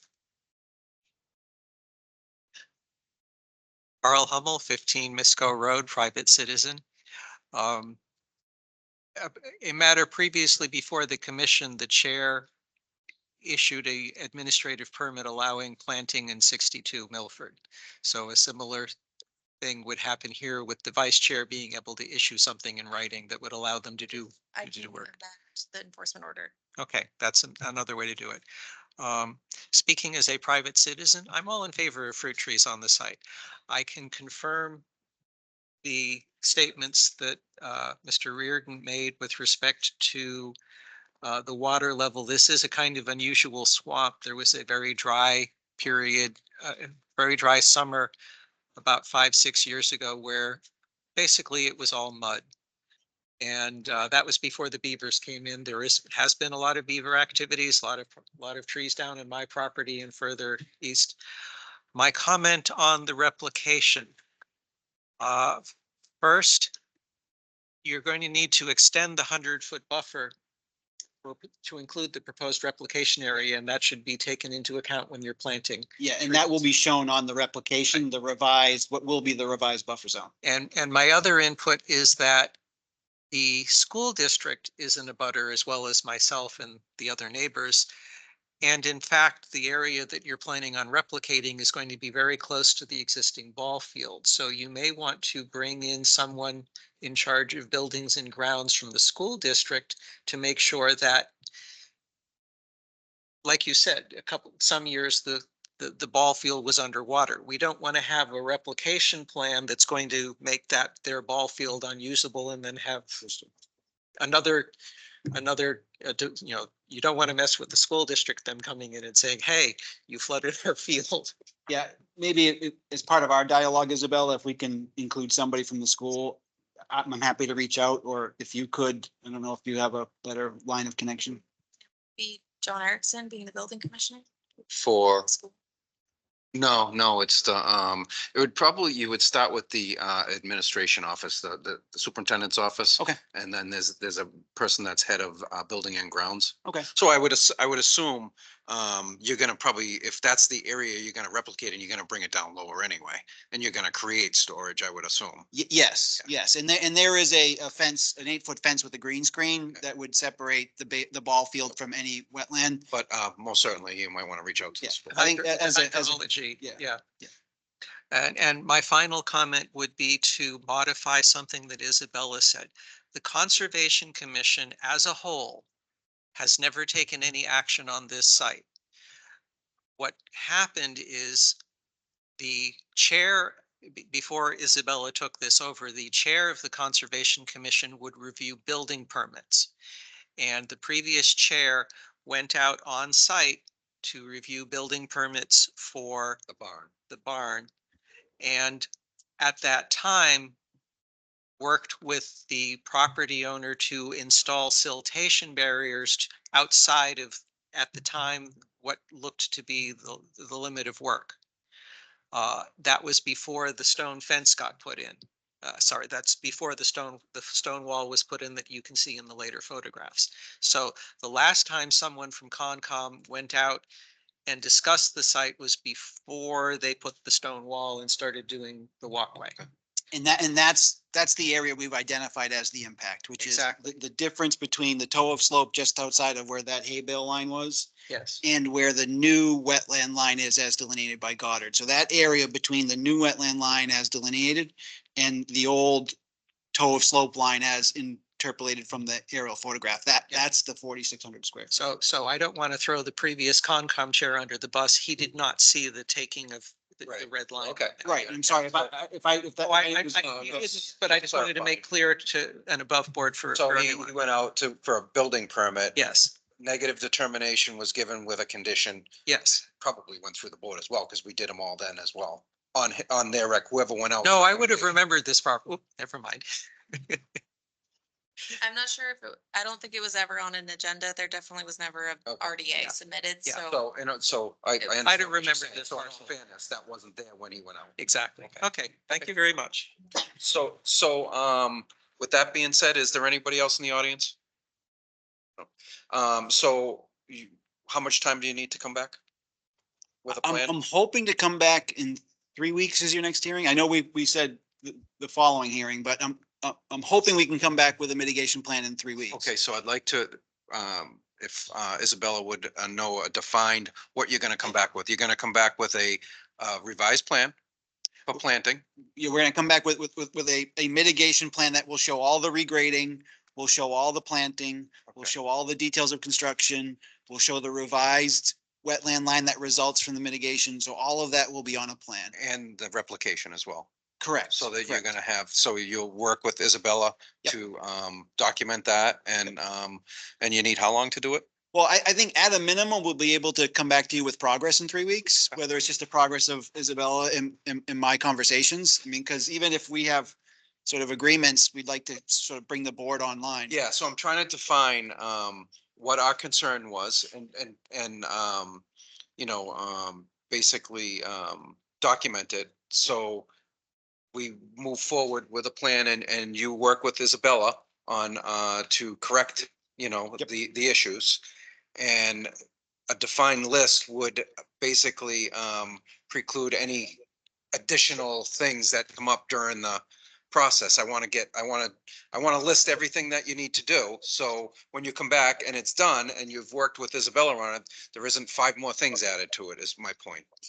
Yeah, Okay. that's not my expectation. So I mean, this is an enforcement action. So we're gonna work together. And if we come back and you don't like what's on the mitigation plan, there should be a dialogue and Okay. we'll do our best to make changes to address those concerns. I So, just don't want to have your plan totally changed, is what I'm getting at. well, I mean, if it needs to be changed, then it needs to Well, be changed. I think you have a good handle on it. That's why I'm Yes, saying you yes. guys worked a lot out, and Yeah. and there's an understanding of what's gone on out there. So, Yeah, I mean, if Isabella and I agree on the plan, Yes. then I wouldn't expect it to change very much. and Isabella can share it with any of the board members that, as it develops. I can provide summary of meetings if I have them. make sure everyone's up to date. All right, great. All right, Okay, all right, thank you, guys. thank you.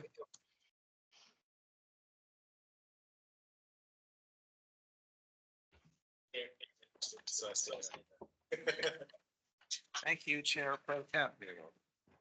Rise. All right. Hey, have a good night. All right, I believe we're now on to agenda item number 7, training budget. Leah, could you mute yourself? We're getting feedback. Okay, thank you. Is agenda item 7, training budget, discuss reimbursement for commissioners who attended MACC training. Bob and I took lots of training last fall. Neither of us submitted at that time, even though the commission agreed that we could get reimbursed. We wanted to wait until closer to the end of the fiscal year after we had Isabella trained up. So Bob is now asking for reimbursement.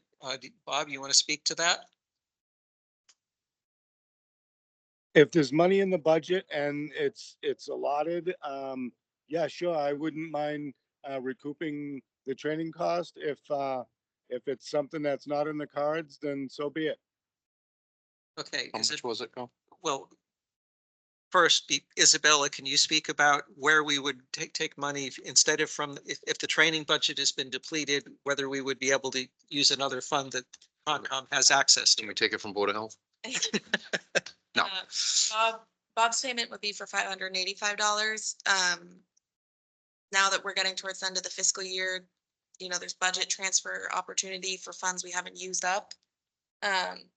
So I can put it into the training line, and if there's negative, then in the end of June, I would submit a line transfer and work with the accountant. You could also choose to pay it out of the Wetland Protection Fund, which has quite a bit of money. And I would just support, commissioners should have training, and I would support paying for it. I think that makes sense. Okay, Yeah, so, that's fine. So either.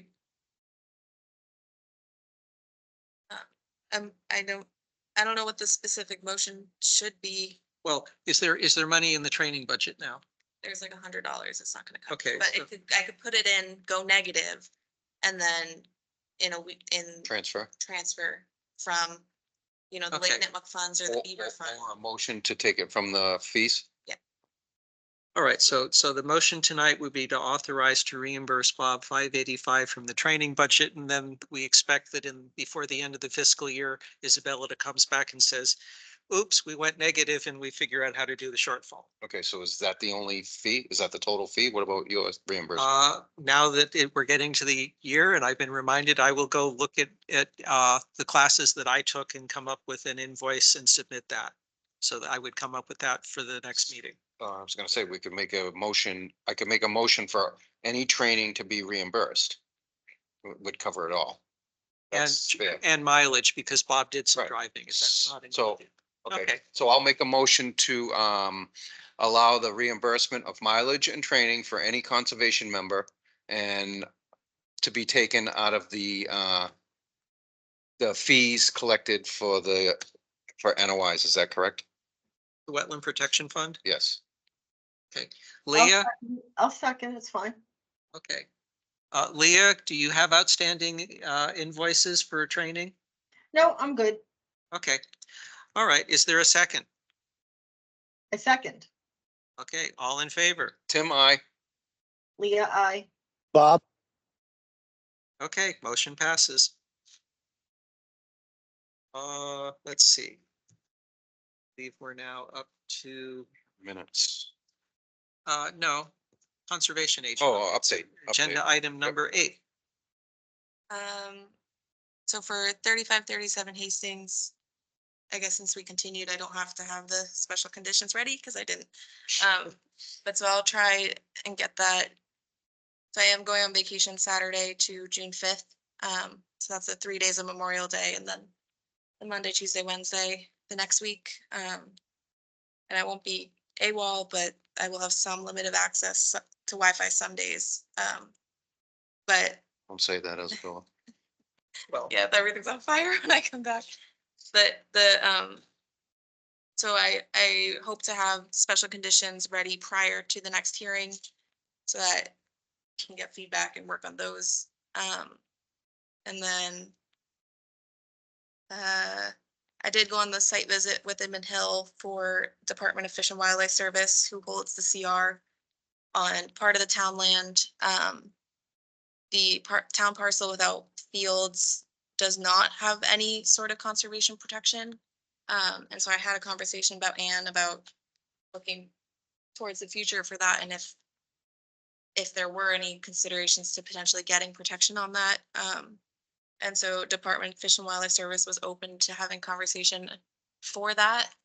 So that might be something that happens later in the summer. The Fish and Wildlife Service is going through all their CRs, trying to close by the end of the year, at the end of June. So it's not top priority, but that was just something we talked about on the site visit.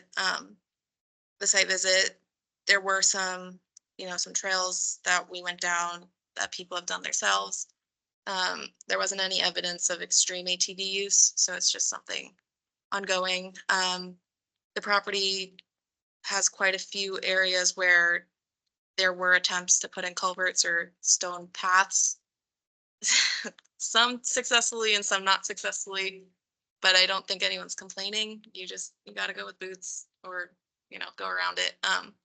Fish and Wildlife Service land is awesome because you don't have to stay on the trails.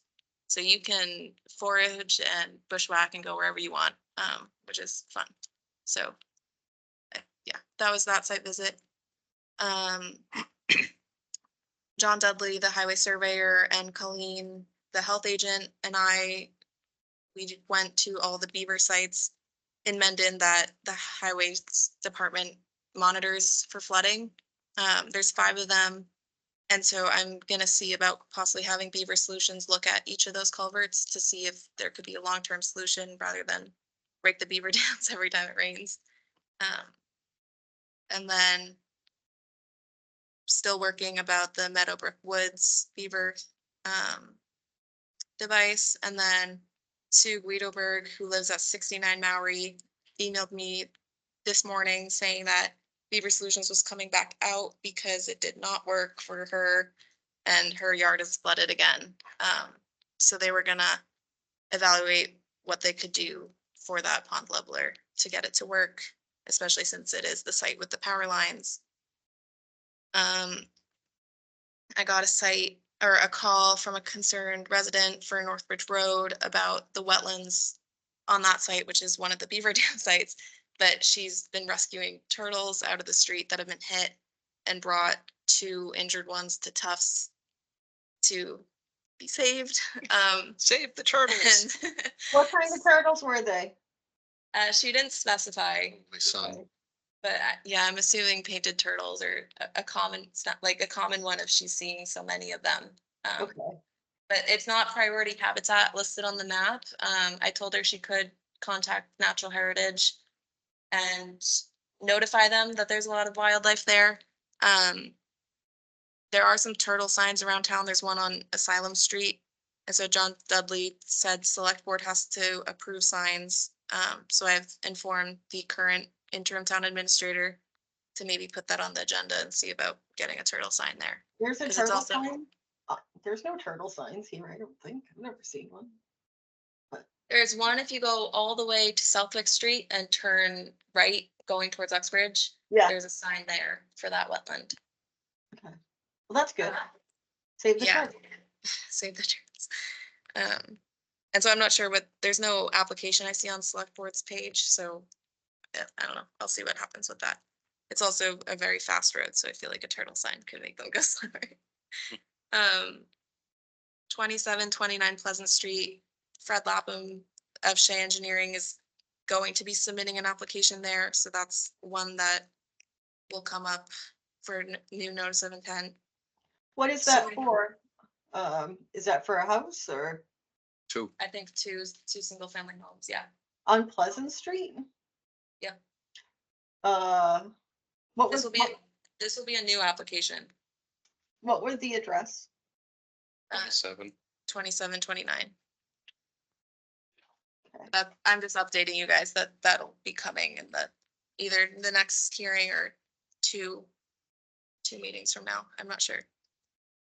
And then 52 Providence Street, which is the site the town owns for the affordable housing.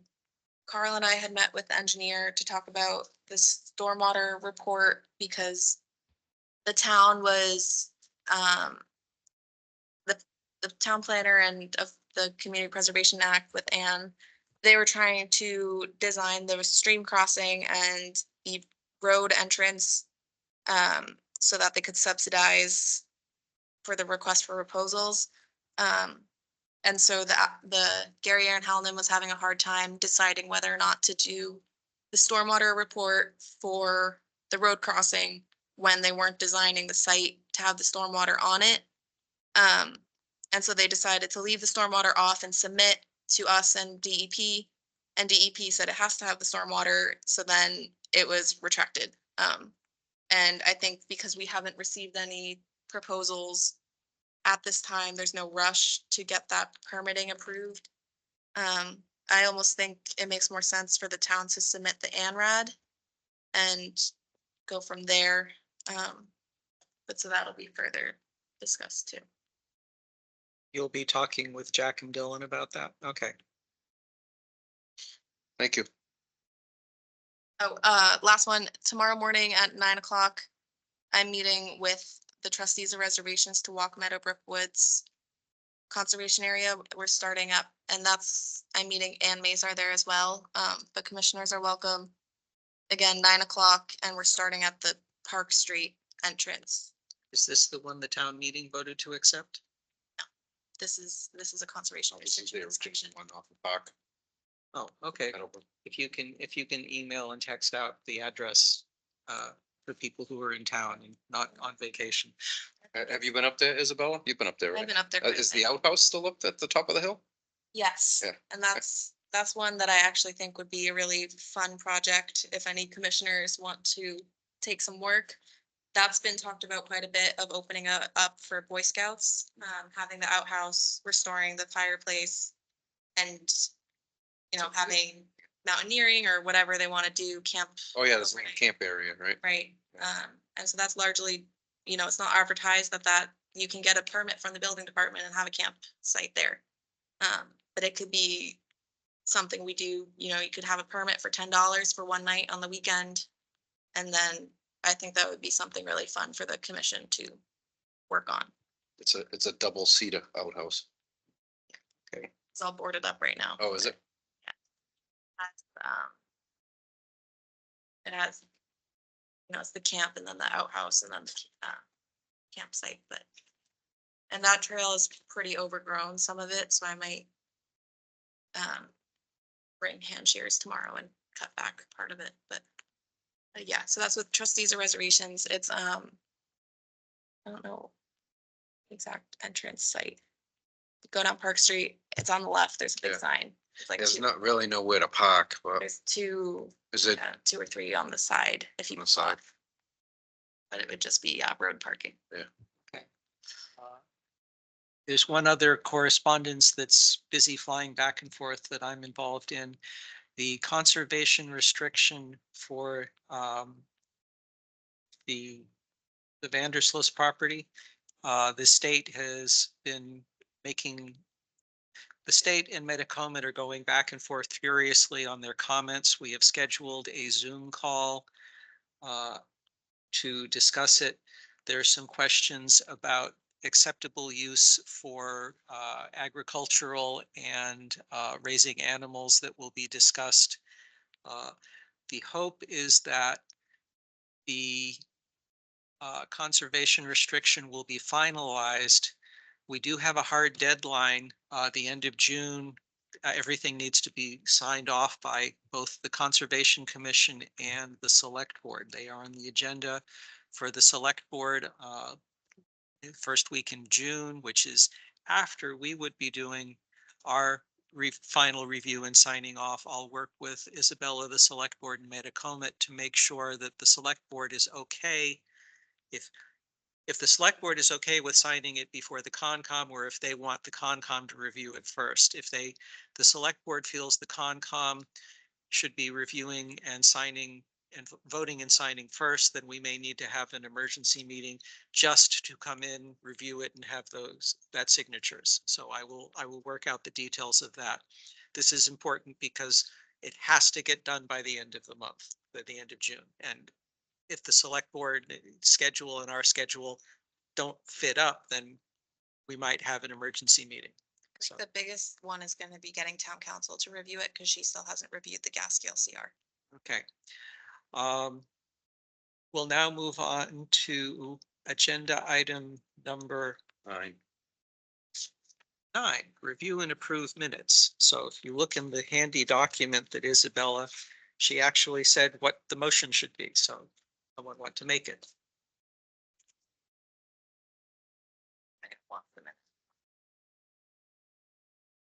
Yeah, I looked at them earlier. So we have minutes from April 25th and May 9th.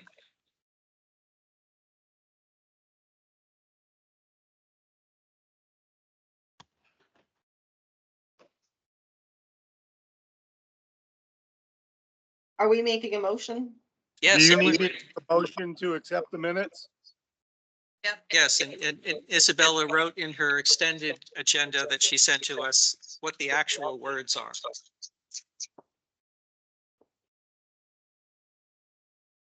Does somebody want to read them? It's in italics. I'll make a motion. I'll I second. make a motion to approve the minutes from April 25th, 2024 as written. Is there a second? A second. Roll call vote. Tim, I. Leah, I. Bob, Motion passes. Next motion. I'd like to make a motion to approve the minutes from May 9. 9th I as second. written, as written. As- I second. Seconded by Leah. Roll call vote. Tim, I. Leah, I. I wasn't there. Can I still approve them? Did you review them? Did you review them? Then Bob, I. Okay, the expectation is that if you miss a meeting, you review the agenda and the discussion. It's one of the nice things about having a video. That's for hearings though, if you're voting on. Right. Yeah. Okay, now moving on to item number 10, good and welfare for the commission. This is another new section that Isabella's putting in for us because other boards are doing it. This section provides the commission the opportunity to voice any concerns, observations, or updates. There will be no deliberation, but the commission may choose to add a topic to the next meeting's agenda. I have 2 of them. First one, 10 Old Taft Avenue. We've been sort of nudging the engineer and haven't gotten a response. My goal would be to ask the agent to contact the applicable staff and say that if they can't come up with something in 3 weeks, they either better have a good excuse or we'll just regretfully issue an enforcement order to have them remove the stone wall. Okay. Second one is the Magunian farm, the other side. Magushi, yeah. What you guys said, my tongue isn't working this late. Menujan. My understanding is that, yeah, go ahead and make fun of me.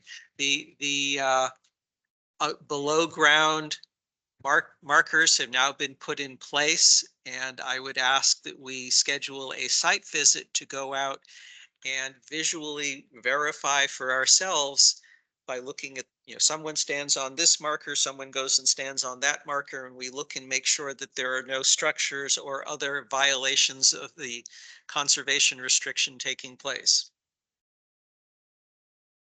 Sounds like a good plan. Yep. So, does anybody else on the commission have concerns, observations, or updates?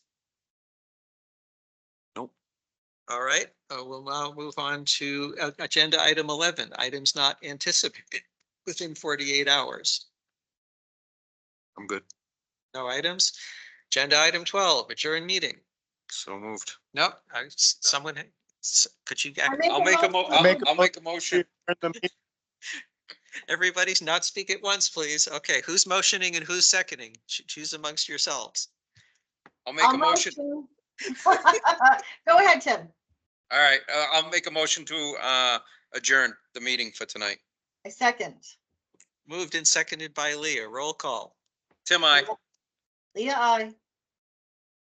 Bye-bye. All right, motion passes. See you in 3 weeks. Stop the recording.